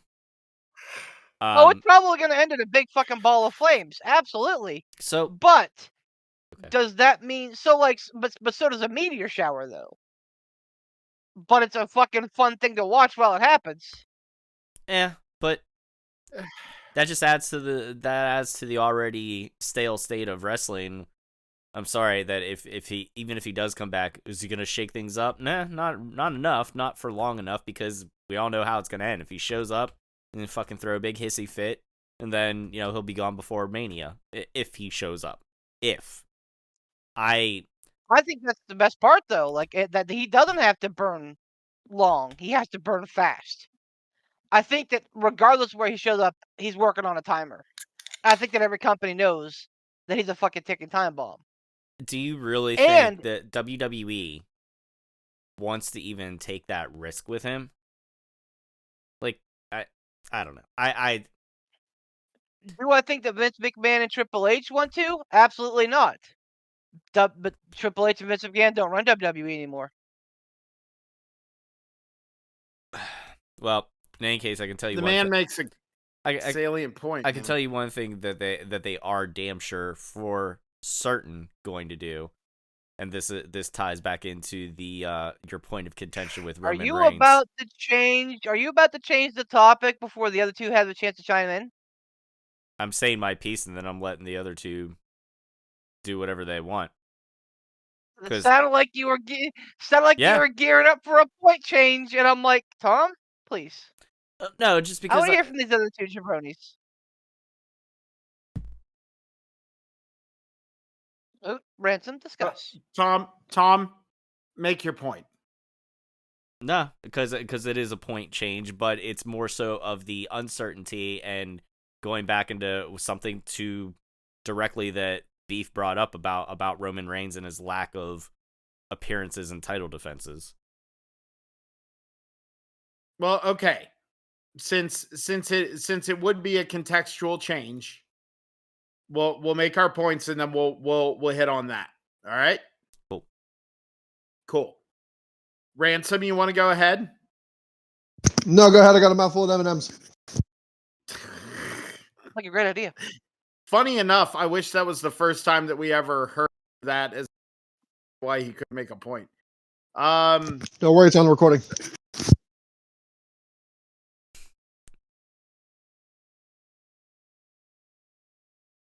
Wow, dead silence. That's awesome. Poot. Maybe it's not on the recording. My M&Ms are on the recording. Nom nom nom. I don't know. Okay, now I'm actually kind of worried because I don't know if Poot's actually talking and we can't hear him, or if he was just like, I've had enough of this goddamn joke. Oh, I've had enough of this goddamn joke. Okay, That's it. I hate to say I was hoping that's what it was. I was hoping that we didn't actually lose you. Oh yeah, no, it's just I've had enough of that goddamn joke, so I'm good. Ransom, go ahead and make your point about. But you gonna make a point or not, there, Buckaroo? Nope. No, you're gonna listen to me. No, to be perfectly honest, Who's getting grouchy? To be perfectly honest with you, would just be reiterating what you've said. Like, and that is being dead serious. That's not me. That's not me just being grouchy. It like he like got it. I was sitting here and I'm going, nailed it. All right, I'm good. Like, no, like it literally was. I was like, I have nothing more to contribute because Beef just made my points. Like I have mulled upon these things and I went, that's it. Especially the point that wrestling does not need Phil Brooks. Like, it doesn't. It can benefit from Phil Brooks, but it does not need Phil Brooks. That I mean, honestly, that's it. And that, like, it is an amalgamation of me being sick of that goddamn motherfucking joke, and also Beef just made the fucking point. So I'm just like, that's it. Like, for me, I'm like, I can do the little thing in cartoons where, like, the one guy stands there and then his, like, lackey pops out behind him and goes, yeah! That's pretty much it. Yeah! So that's it. The end. Oh. Hang on. Wait.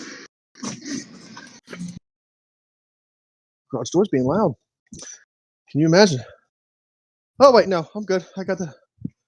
It's fine. It's a little behind-the-scenes action here, but no, you pay no attention to the man behind the mask. Curtain. Pretzel rod. Okay, where do we go with this CM Punk travesty?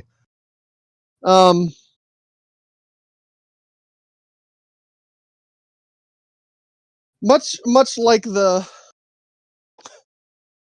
cutting out of our poor barbarian. I wish we could just get to the point where, like, we just pretend CM Punk doesn't exist.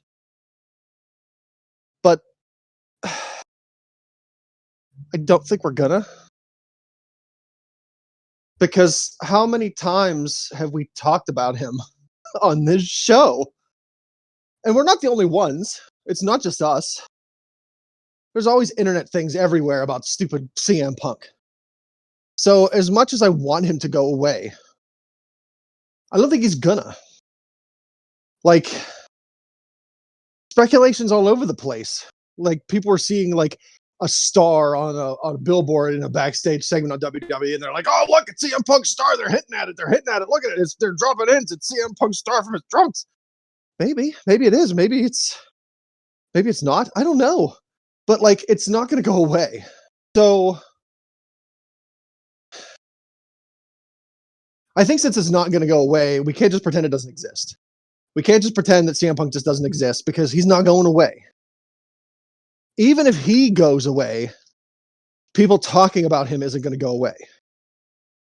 People speculating about him isn't going to go away. This dude is the WWE equivalent of the Mega Man X villain Sigma. Like, he's not a person anymore. He's a virus, and he's just everywhere. He's omnipresent. I at this point, I think he just needs to come back to WWE so that he can either have a decent run or he can have a blow up there and be permanently done there. Because I don't think CM Punk or the cult of Punk or the CM Punk chance, the CM Punk speculation, it's not going to go away until this dude goes scorched earth on every single promotion he could possibly work for. Until he scorches everything in WWE, I think he maybe has already scorched everything in AEW, as long as it's not the work of the all time. Like, until he goes scorched earth everywhere, the talk about him, the speculation about him isn't going to go away. So we might as well get him. Because if people are going to keep talking about him, keep speculating about him, and keep bringing him up, we might as well just get him. Might as well just get him and go with it.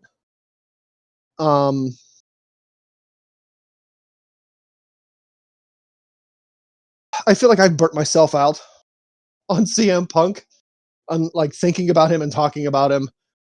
So let's do it. Let's show up. Let's see what happens. If he does do good things, then he does do good things.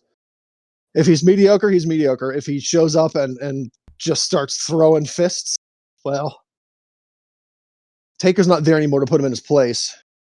I don't know who's gonna. We'll see. I don't know. I think the likelihood that he does come back is probably pretty high. It's probably up there. Beef, are you thinking he comes back in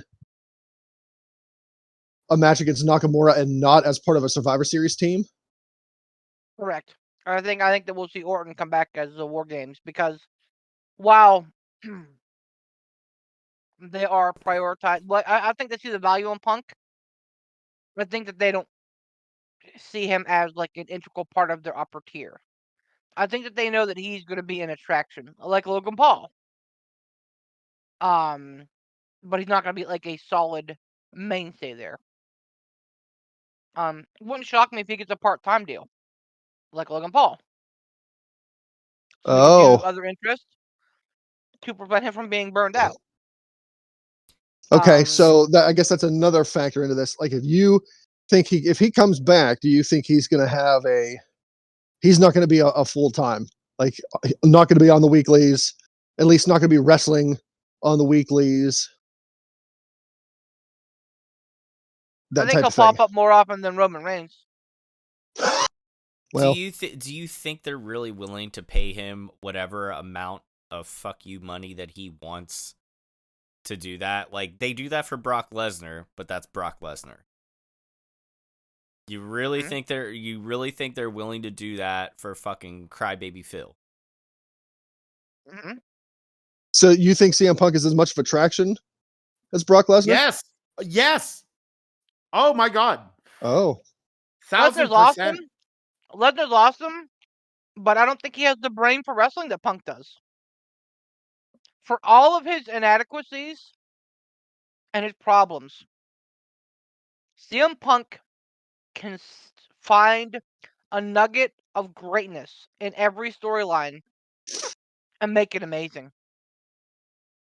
That's what you get with CM Punk. You don't get a guy like, that's why he's a big fucking deal. Like, yeah, he's probably gonna blow up, make a big fucking stink, and piss off everybody along the way. But that goes back to my analogy of, so does a fucking meteor shower. Like, it burns fast and bright, and you're like, ooh, and then it's over. But you still had that experience of seeing the meteor shower. I think, absolutely, that CM Punk would get as many eyes as Brock Lesnar on the product, if not more. So there's something that you said that makes me disagree with them bringing him back. And that is that you said that WWE would know that he's not going to be part of their upper echelon or upper tier or their main program. Dude, I don't think Punk wants to come back unless he knows he has an opportunity to be the guy. Flat out. Like, his ego won't allow him. Look at Right. what. No, that's a good point, though. Look at what happened in AEW. Oh, I'm here to help out the young guys. He got a fucking world title shot, didn't he? Yeah, but I think at the end of the day, see, here's the thing, and I hear what you're saying, but you're basing it on unconcluded stories. At the end of the day, CM Punk was going to do the duty and put MJF over and make MJF an even bigger deal than he was already. That was CM Punk's game plan all along. It wasn't to make Darby Allin a big fucking star. It was to give Darby Allin a spotlight for one night and then allowed him to hitch his fucking star to Sting. CM Punk looked at MJF and said, this guy is literally CM Punk, the second coming. He's gifted in the ring. He's a god on the mic, and he understands the business. I can't tell. He singled him out and said, I'm gonna put this guy over. I'm gonna make him a fucking star. And injuries, and yes, his ego derailed that. And also the ego of 3 boys from Southern California. Well, 2 boys from Southern California, 1 guy from Canada. My point remains here is that I think he was in, and then even after all of that, he was going to give Ricky Starks the rub, I think. Ricky Starks was going to be the next, real world champion before, the unpleasantness happened. Again, I have another problem with all that. With the unpleasantness. with what you just said. Mm-hmm. Punk was going to make MJF an even bigger star, or make him a bigger star. Fucking MJF didn't need CM Punk to make him that big. MJF is a fucking generational talent. He didn't need CM Punk to help put him over. I'm not saying now that. You're telling me I'm not. no, hold on. No. Hold on. I'll let you make your point. I'm not saying that it doesn't hurt to have a veteran name like a Punk or like a Sting or whoever to be in there and share the ring with. But I'm saying MJF didn't absolutely need Punk. And furthermore, you saying, since I mentioned Punk being a veteran name, you referring to him as like a veteran presence in the WWE locker room if he shows up, dude, come on. Punk is not the type of fucking veteran presence I want in my locker room. Given his fucking track history, fuck that. If he was really a truly good veteran presence, he wouldn't have fucking singled out. He wouldn't have fucking cornered fucking Jungle Boy. He would have let that shit go and not fucking get all bent out of shape over fucking some young buck trying to take a shot at him. And that's no pun intended from the brawl out. That's saying be the fucking bigger man and know when the fuck to walk away. Yeah, people were in the wrong, and we discussed that before. Both sides are wrong. Jungle Boy should have fucking checked himself, this and that. But part of it is also being wise enough to fucking walk away from the situation. Because then look what happened. By all accounts, fucking Joe was pissed. And they had to go out there and have that match that they had or whatever and everything like that. Joe was pissed about it. That should fucking tell you though. That should tell you all you need to know. Like, I can't. I don't care how pretty the meteor shower is. Your analogy there. He's not worth the risk. He's not worth. I think you're so wrong. Because here's the thing. Okay. You know who else has a really shitty fucking attitude towards everything? Bill Belichick. No one wanted him in the fucking room. And now he's the greatest coach of all time. Is he, though? It doesn't matter how fucking... He is. Unmitigatingly, absolutely. Even after Brady's gone? The man... Absolutely. Absolutely. Okay. The man has fucking 6 Super Bowl rings, and no coach has anywhere close to that. CM Punk has a mind for this business. like very few others in the world do. Triple H is one. Absolutely he is. But Triple H isn't quite as good on the mic as Punk is. Paul Heyman's one of those guys. And you know who is a Paul Heyman guy? CM Punk. I'm aware of that. You know who's the CM Punk guy? You know who's the CM Punk guy? Paul Heyman. Again, I'm not trying to deny that he doesn't have a mind for the My business. my point here is that he is not only is he going to give you a huge boon off of eyes on your product. Look at Collision. Collision started out with CM Punk at around 800K. Now it gets 400 to 500K. And yes, there are other mitigating factors with that. Absolutely. Absolutely. But it's a big fucking drop. Not only does Punk bring you eyes, not only do you get those rabid CM Punk fans, but you also get that guy who has one of the best minds in the business and a guy who can fucking coach your people on how to give a promo, on how to use your instincts. Again, I get it, man. No. I get it. Like you're assuming that I'm assuming that he can be wrangled to do so, because Phil Brooks doesn't want to do anything. Phil Brooks is not going to do anything that Phil Brooks doesn't want to do. However, if you give him a part-time contract with fuck you money, he's going to make maybe 20 appearances a year, and say, you know what, Phil, go out and do your other ventures. If you want to keep on commentating for UFC or Bellator or whoever, you go do it, man. If you have other interests, man, you have at it. As long as you show up at these dates, we'll be happy. They're not going to do that. WWE doesn't give that fucking leeway like AEW does. Come on now. Let's be real. Again, nobody knows what WWE right now is. We're all basing our assumptions off of what Vince McMahon and Triple H were. Vince McMahon and Triple H aren't shit right now. Do you think though that like the TKO's shit? Yeah, but do you think the company that owns UFC is going to let one of their employees go do commentary for a rival UFC company? That's probably a bit much. Yeah, there will probably be stipends in there, but they may also say, hey, you know what? We'd love to have you on commentary on some of the nights, on some of the fight nights, Punk, if you want to come do that. So like there may be ways that they kind of like lean into that with him. My whole thing is I'm not trying to deny the things that Punk has done. I've never said that he doesn't have a great mind for the business. He does. Never said that he can't cut a promo, that he's not good on the mic. He is. But I think you're just overlooking how big his fucking ego is and how much he gets in his own goddamn way. Like, historically.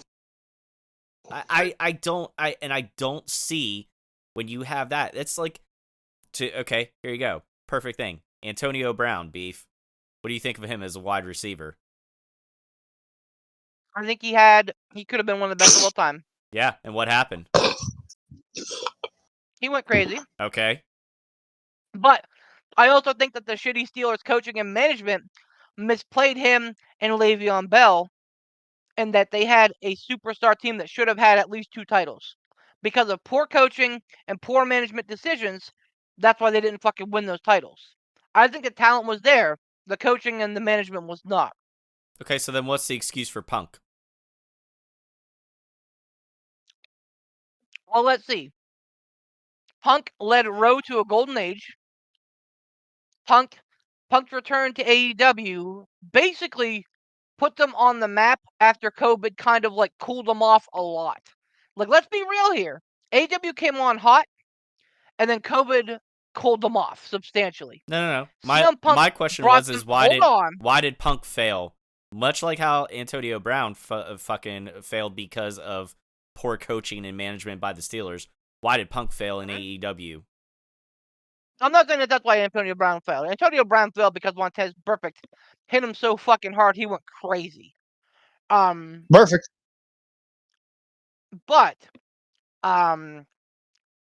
I mean, yeah. I mean, obviously, Punk has an ego. Absolutely. And you know what? Like, if you're as good as he is, and you have fucking shitty, and I love the Bucks and I love Omega, but from his perspective, shitty kids that were like, we don't need you. You're here because Tony brought you in. We don't want or need your help. Like, yeah, you know what? That's going to be a fucking slap in his face, and that's going to fucking piss me off. What did Jack Perry do? The same fucking thing. You know where Jack Perry's from? Southern California. You know who Jack Perry's who was a big Jack Perry fan? The Young Bucks. You think there might be a connection there? You think if you're that much of a veteran in the business, that you would learn not to let fucking words hurt your feelings as much as Jack Perry's did? Like, at a certain point, if it's that much of a problem, then he needs to go fucking have a conversation with Tony about it, not fucking getting Jack Perry's... Tony's done fucking dick all. Tony's done dick all with that company. And I love, and again, Tony Khan has led AEW to prosperity. But in terms of being a presence in the backstage, he knows dick all about running a wrestling company. Then he needs to fucking put somebody there. We talked about this a little bit. I agree. But we talked about this a couple weeks ago. When Vince McMahon walked into a room, he owned that fucking room. He was fucking Vince McMahon. When Tony Khan walked into a room, he's mousy, he's quiet, he's reserved, because he's not that same type of dude. Yeah, but he also hasn't been in the fucking wrestling business for like 50 years or more, like Vince McMahon has. That's a big difference. Let's not forget it's about that personality. Then I don't. Doesn't have that. He doesn't have that same fucking swagger that Vince has. Nobody does. And again, I agree, but so like, that's how you fucking lead a room. That's how you win a locker room. That's how you have a presence. When the Undertaker walks into a fucking situation, he's like, "Cool it, we're done." It's because it's the fucking big dog. It's because fucking Taker's here, and you're like, "All right, we're gonna fucking walk away." AEW didn't have that guy. CM Punk tried to be that guy, and these fucking young kids were kicking dirt in his face. And yeah, he could have went to fucking Tony Khan, but Tony Khan was fucking doing God knows what the fuck else. I'm sorry. I think the reason why that didn't work is more so because, from my estimation, from all stories that I've heard, because obviously none of us will ever know because we're never in those locker rooms, it's not as if Undertaker demanded to be the guy. He was just kind of put there on the pedestal by his peers. CM Punk tried, like you said, CM Punk tried to be the guy, but you gotta have your peers put you there. That's like you giving yourself your own nickname. Like, no, your friends give you your own nickname. In the wrestling locker room, your peers put you in that locker room leader position. You don't demand to have it. Again, his ego is his own downfall. One thing I'll say, and we're off the page, but I want to address one thing. I think there are plenty of NFL teams right now where if Antonio Brown wasn't in legal trouble at the moment, he would probably have a spot on a team, because he is dynamic and he is great, and the chances of you winning a title because you happen to have Antonio Brown on your team goes up. I think that Phil Brooks brings that same intensity, that same possibility of having a huge reward. Is it a big risk? It is. But I think, like betting, you know the risk. You're looking at the odds and you're like, all right, well, at some point this is going to explode. Like, if you come in with that knowledge, at some point this is going to explode. But you also admit that you can get a lot out of it. And if it doesn't explode, guess what? You have a guy who can book for you. You got a guy who could be a fucking general manager for you. You got a guy who could fucking excel on commentary for you if you keep him happy. And if it does explode, guess what? You're not disappointed, because that's the thought you came in with. My point is, with that, knowing the risk and knowing the bet that they would take if they made that bet, I just don't think that they think the risk is worth the reward. It's the same. It's by the same notion, like you said, for Antonio Brown's case, like why NFL teams won't sign him on, because it's too much of a risk. It's too much of a liability. In CM Punk's case, it's too much of, we've seen what happened we seen what happened the first time he came to AEW. We've seen what happened when he came back again, and we know how he left our company. Honestly, if I'll say this, if CM Punk were to go anywhere, he should probably go to Impact. Because that's about the last bridge he has left to burn, that or New Japan. He's already burned that bridge, the Impact bridge. And I'll say this, as a Steelers fan, again, if Antonio Brown did not have immediate legal trouble, and if we had a serviceable quarterback that could actually throw the ball, and I love Kenny Pickett, but I mean, come on. If we had a legit threat, and I thought that Antonio Brown could get us a Super Bowl win, I would sign in blood for him to come and get like a fucking 6-month contract to carry us through the end of the season and the playoffs. Knowing that at any point it could blow up, or we could get a Lombardi out of it. And I think TKO has that same idea. Like, yeah, it could be a giant explosion, but they also know that they have the management in place in WWE to mitigate that as much as possible. Possibly a lot of uncertainties. And again, if you walk in expecting an explosion, knowing that it's going to be a hell of a thing to see, especially with them in the midst of like negotiating all these television contracts, to me it's a no-brainer. I think that both of these companies should take a long, hard look at business and how to get eyes on their product. And CM Punk is the answer to that question. Well, it's still a big uncertainty, and before we get too far off into the rails or too far long into the teeth, I got one point that I needed to make off of something that you said earlier in regards to Roman Reigns. That is one sure thing that WWE is going to do, is protect him until we get to WrestleMania, because they're not going to risk having him get injured off of something stupid before they get to the payoff of Cody taking that title off of Roman at Mania. Huh. And listen, don't get me wrong. I'm with everybody else in regards of, man, I wish he would defend the title more. Man, I wish every single match didn't have to fucking end in him needing help and needing interference. But let's not forget, he's a heel, and that's what heels do. Yes, every so often a heel needs a credible, clean win to make themselves seem more legit. But if you think about it, the way they're doing it now, everybody is going to fucking hate him, if they don't already, by the time we get to Mania. And that pop, whenever Cody wins the title, is going to be astronomical because of how they've been booking Roman up until then. Don't get me wrong. Like I said, I'm with you.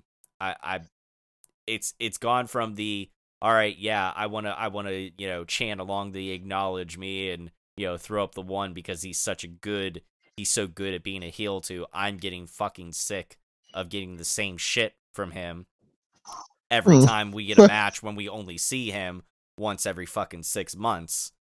But that's also kind of the beauty of it, is that he is going to be so hated. So hated. And it's just going to mean that much more once Cody does finish the story and win the title back. But that's what they're doing right now with Roman, is they are making sure, we don't see him often. We really don't. That sucks. A lot of people bitched about the same thing whenever Lesnar held the title and didn't show up forever too. But Beef, let me ask you this.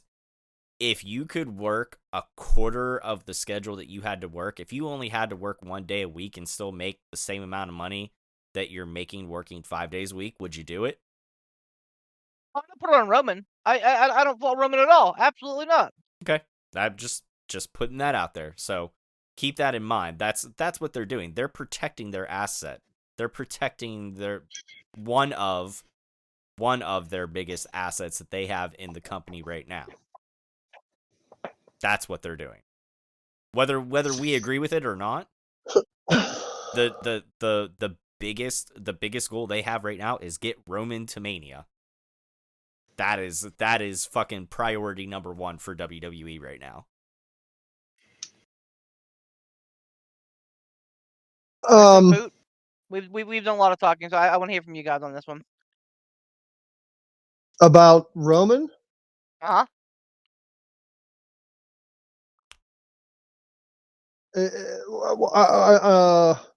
I'm sorry. What was it about Roman's schedule? Like what? I'm sorry. What? Yeah. What are we? The fact that he's only had 11 matches this year. Has he not been on house shows? No. No, Paul Heyman probably does talking for him on house shows. Okay. I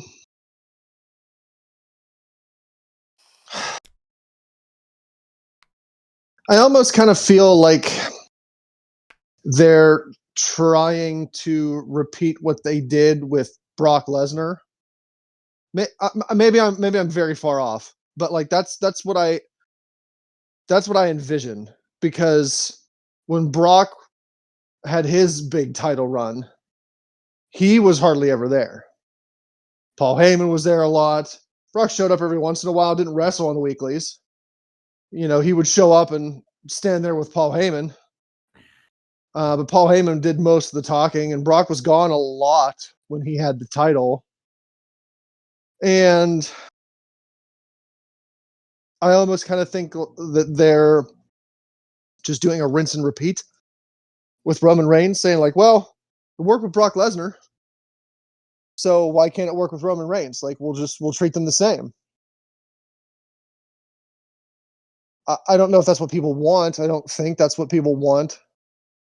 But I don't think they care, honestly. Like, I really don't. I don't think they care, like, if people are going to bitch about Roman Reigns not being around or only wrestling 11 matches so far in 2023. I don't think they care if people are bitching about it. If people are buying the merch, if people are still reacting to Roman Reigns, if people are still putting those fingers in the air and doing the acknowledge me thing,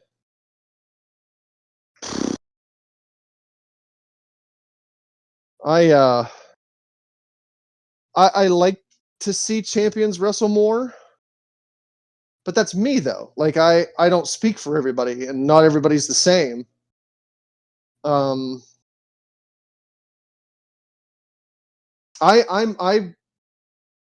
was bored for what seemed like a very long time with Roman Reigns and the Bloodline. It just seemed like the same thing every couple months. He'd come out, he'd start out hot, his opponent would gain some traction, it looks like they're going to win, Bloodline shows up, interference, Roman wins, he goes home.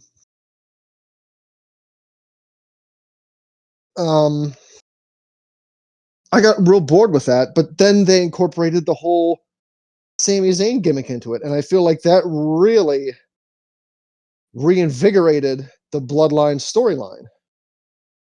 I don't think it was supposed to. Like, I think we've talked about that before. I don't think it was supposed to have the longevity that it did. But I think it really reinvigorated the Bloodline storyline. So it went on for a while. And then there was the big payoff where Sami turned on Roman, hit him with the chair, sided with Kevin Owens. They did their little thing for a bit with the Bloodline, but then they moved on. The Bloodline still stayed. Roman was still champion. He still wrestled for a cup of coffee and still only won because of interference from the Bloodline. And it went back to being very stale again for me. I don't know. Honestly, I'm looking forward for when Roman loses that title and it's on somebody else who maybe wrestles a little bit more. somebody that's not part of a stable that, wins on their own merit. But then again, it's kind of like, well, be careful what you wish for, because let's assume Cody takes that title at Mania. I wonder really how long it's going to be. If Cody's wrestling on the weeklies and he's wrestling at every pay-per-view defending that title, I wonder how long it's going to be until we're like, okay, I'm glad Cody finished the story. I'm glad he had a title run. I'm glad he won the belt. His dad didn't. Let's see that belt on somebody else now. I mean, I feel like wrestling fans are kind of like that. Like, we want something real bad, then we get it, and we're like, yeah, we got it. And then, a couple months go by, and we're like, all right, something else. Yep. Let's move on. And so real quick, I'm not saying that I agree with or that I enjoy the fact that Roman has only had 11 matches this year. Don't get me wrong. That's not what I'm getting at. My point is that, whether we like it or not, the reason why they're doing this is literally get Roman to Mania. That is their primary concern, and it doesn't matter if we, the fans, enjoy that or not.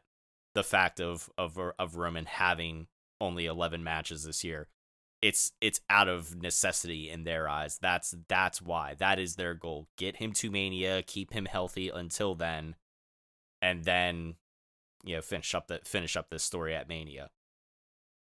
Because you're assuming that Roman's losing at Mania. I think that's a false assumption. Honestly, what? No. Hold on. I was afraid that question might come up, and I would say if they had Roman wrestle more than what he currently is, and actually had some other something other than fucking match starts, like Ransom said, the formulaic Roman / bloodline matches that have been happening for the last however long now, with him having to win every single time due to interference. With that formulaic match and how infrequently, and like the fact that we only see him once every 6 months or so, and and that's what we're getting every single time. No, I don't think that they can continue that way past Mania. If they switched it up and they had him wrestle a little bit more, or they had him get some credible wins, maybe. But I really don't see them. I really don't see them taking this past Mania. I really think this is where Cody needs to finish the story, because if they don't, I don't think it's nearly going to mean as much when Cody would finally win, win a world title. And let me be specific. It needs to be that title that Cody wins, because if he wins the World Heavyweight Championship, although it'd be cool and although it'd be great, it would feel like a consolation prize, I think. I'm telling you, man. Like, no sooner did I book the tickets for WrestleMania, I'm like, all right, I'm excited. I'm going to WrestleMania again. Awesome. Then I really started to come to the idea that Roman's probably going to win again. What? He's probably going to face The Rock, and he's probably going to beat The Rock. And I've said it before. I don't think that shit that The Rock says on Pat McAfee's show comes out unless he wasn't going to be at Philadelphia next year. So yeah, absolutely, WrestleMania 40, we get The Rock versus Roman Reigns. We get Roman Reigns beating The Rock. The reign continues. I don't know that he'll make it to WrestleMania 41 necessarily, but I think at that point they're shooting for, I think, next September would take down the Hogan reign. Yeah. Oh, so he still has until next September to surpass that. To surpass Correct. Hogan, yes. Yeah. Oh which will my. put him third in the record books to Bruno and Bob Backlund. But no one's like talking about the fucking Bob Backlund raid. It's like they erased it from history. Exactly. But yeah. Yeah. Weird. Very weird. I think we put poor Poot to sleep. Might have. Oh no, I'm here. I'm Feel here. free to chime in whenever you need to, buddy. Well, I'm a large man and also wide. It's really hard to slip in between a gap that's about 2 inches wide. So I'm letting you guys go because that was that was all very impassioned. That was all very impassioned. I will say that was all very, very impassioned, and proud we are of you guys. I just don't think Roman loses at Mania. I think Roman wins at Mania, and the fucking story continues or whatever. I don't know what happens with Cody Rhodes. Poot, Poot, do you think Roman's gonna win at Mania? Oh fucking no! I'm not a soothsayer. I don't. No, and that's not meant to be as snarky as it fucking sounded. But hear me out. Fucking, like Roman holding this belt. How much longer do we have to make history? Like how much longer? Like you can't put it on the grandest of stages, put it in a massive arena, and have the pop be insane. Absolutely bonkers. Have it usher in a new era. It will have weight to it. It will be interesting. It'll be different. And then you know what? With everything that he's done, everything that he's been given or handed to, depending on who you ask, you could just shuffle off and do as you see fit. Like he can do whatever he wants. He has been placed then into the pantheon of John Cena's and Undertaker's and Shawn Michaels' and Triple H's. Like he's put him there and just bring him out every once in a while. Let the man just enjoy his life, wealth, and riches that he has built, and have fun. Like we've seen the most fun Roman Reigns that we've seen in a long time. Turning him heel was the greatest thing that they ever did. The bloodline was an interesting story. Putting Sami Zayn in there was great. The character work, having Paul Heyman there, having the family, it was all great. Move on. I don't fucking know if they're going to just keep pushing history and everything, but they'll shoot themselves in the foot if they don't move on and at least inject another form of drama. Make the tribal chief fallible. Make him fallible. Like, do that. Do that. Give him something else. It can only go on for so long. And if they're going to stretch it out to WrestleMania, that is a stretch. That is a stretch. They've really milked this cow until it was nothing but a husk and bone. Like they need to just move forward and put that belt back in where it can be. New stories can be created with it. New history can be made. That's what I have to say. I have a question. Can I ask a question? Yeah. Voice. This. I mean, same topic and everything, but okay. Roman faces The Rock at Mania. Are is Cody finishing the story shelved until what? So the next Survivor Series after Roman has surpassed Hogan? Maybe. Okay, so maybe WrestleMania 41, maybe WrestleMania 42. Oh wow. Oh my. Okay. So I guess that leads me to like, and this is far out speculation, but like, so if Rock is going to face Roman at Mania, is the winner of the Royal Rumble going to face Seth Rollins? One would imagine. They would have to, right? Because unless The Rock comes back and wins the Royal Rumble and challenges Roman Reigns. Which is possible. Oh no. Oh no. So I guess, I mean, like, I have just question after question. Like, what's the most likely scenario to happen? Like, it's WrestleMania season. The winner of the Royal Rumble has chosen to face presumably Seth Rollins, maybe, if he's still the champion for the World Heavyweight title. Roman Reigns is like, well, I don't have anything to do. Like, I'm king of the world. And then The Rock comes out and goes, well, I'll fight you at Mania. Boo Kakasha. Like, is that something that's gonna, huh? Don't worry about it, man. Boo Kakasha. Like, is that what happens, or is it? Are they gonna pay The Rock to wrestle in both the Royal Rumble and at WrestleMania? Like, is it?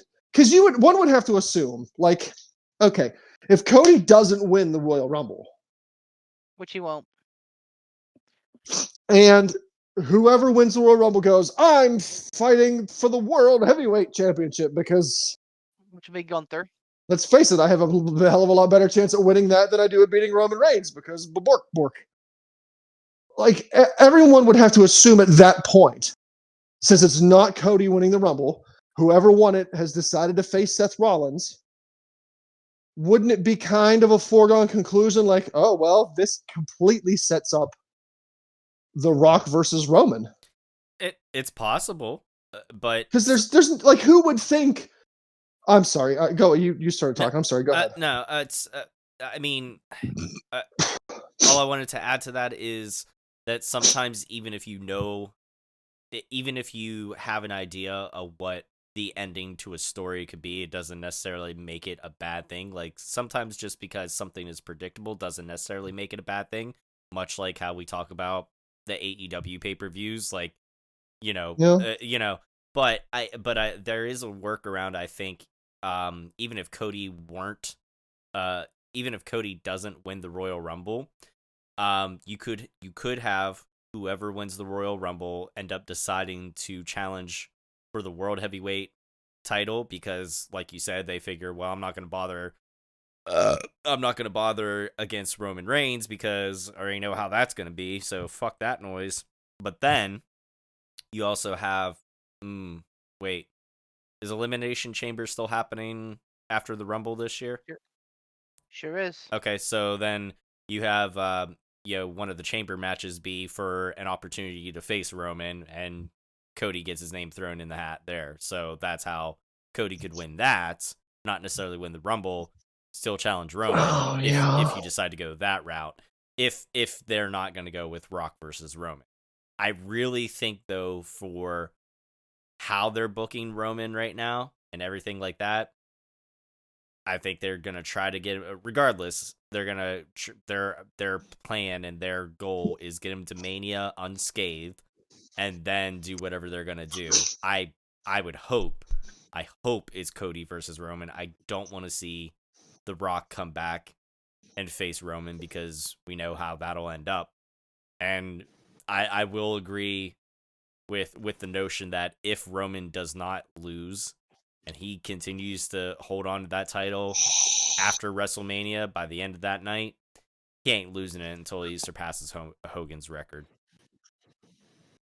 Let me put on my my fortune teller goggles here.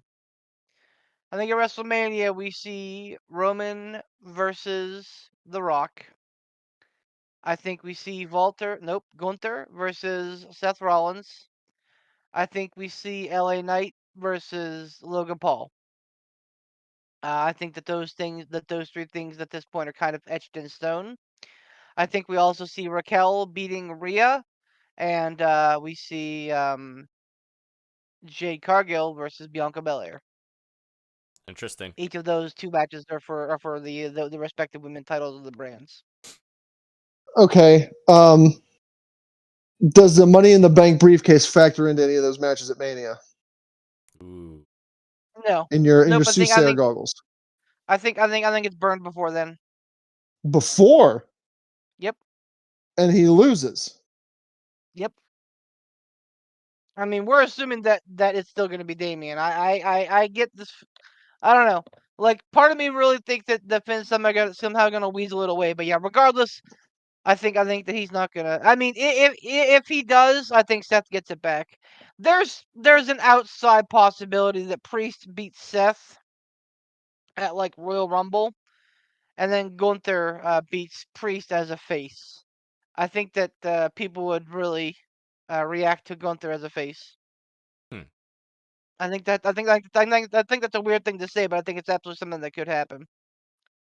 All right, so I have one more question in this whole like theory of Roman Reigns. Mm-hmm.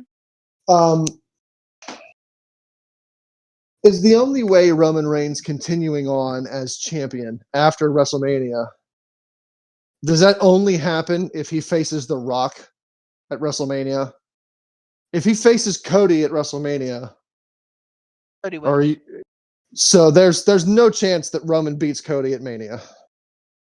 Not for a second time. Okay. So Cody versus Roman, it's going to Cody. Like that's a foregone conclusion in your eyes. Mm-hmm. But Cody doesn't win the Rumble. Nope. Then Roman continues on. Yes. I think the and outside there's shot. not a chance either that like Cody wins the Rumble and decides to face Seth Rollins for the World Heavyweight Championship, right? Like that's Zero. Okay, Yeah, all right. That's. Yeah.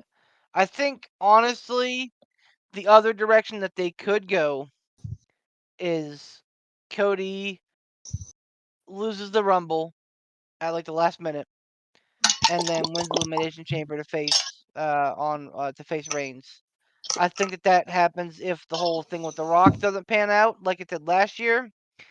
But I think right now they are angling for The Rock versus Roman Reigns for WrestleMania 40, because you're not going to get a bigger stage to bring back The Rock. Huh. Hey, now I'm sad. How do you think I feel? I fucking spent $600 on WrestleMania tickets. How do you think I fucking feel? That's why I'm going on my cruise. Well, I'm gonna watch WrestleMania from Beef's apartment, so I'm excited. I'll say this. I'm very excited. I'm excited to experience the whole thing. I'm excited to catch as many fucking indie shows as I can that weekend. Like I'm excited. It's just gonna be a bummer when like the fucking apex of the weekend is going to be a guy that I haven't cared about in 20 years facing a guy that I haven't cared about in 7 years. For the biggest title in sports entertainment.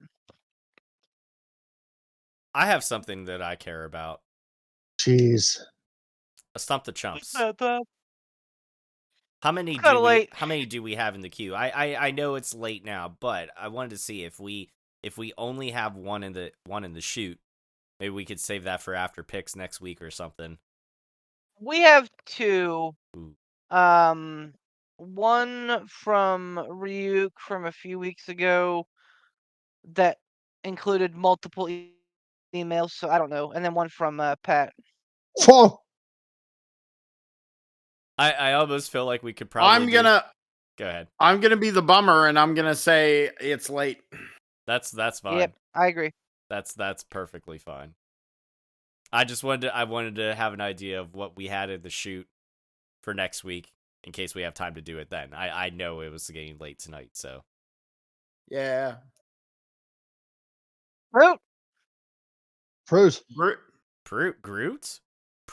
I am Poot. I am Proot. Remember, Hi, yes, I Poot. am Poot. Just remember, everyone. I don't know. Let me think here. Just remember, you are a consciousness piling a meat suit. And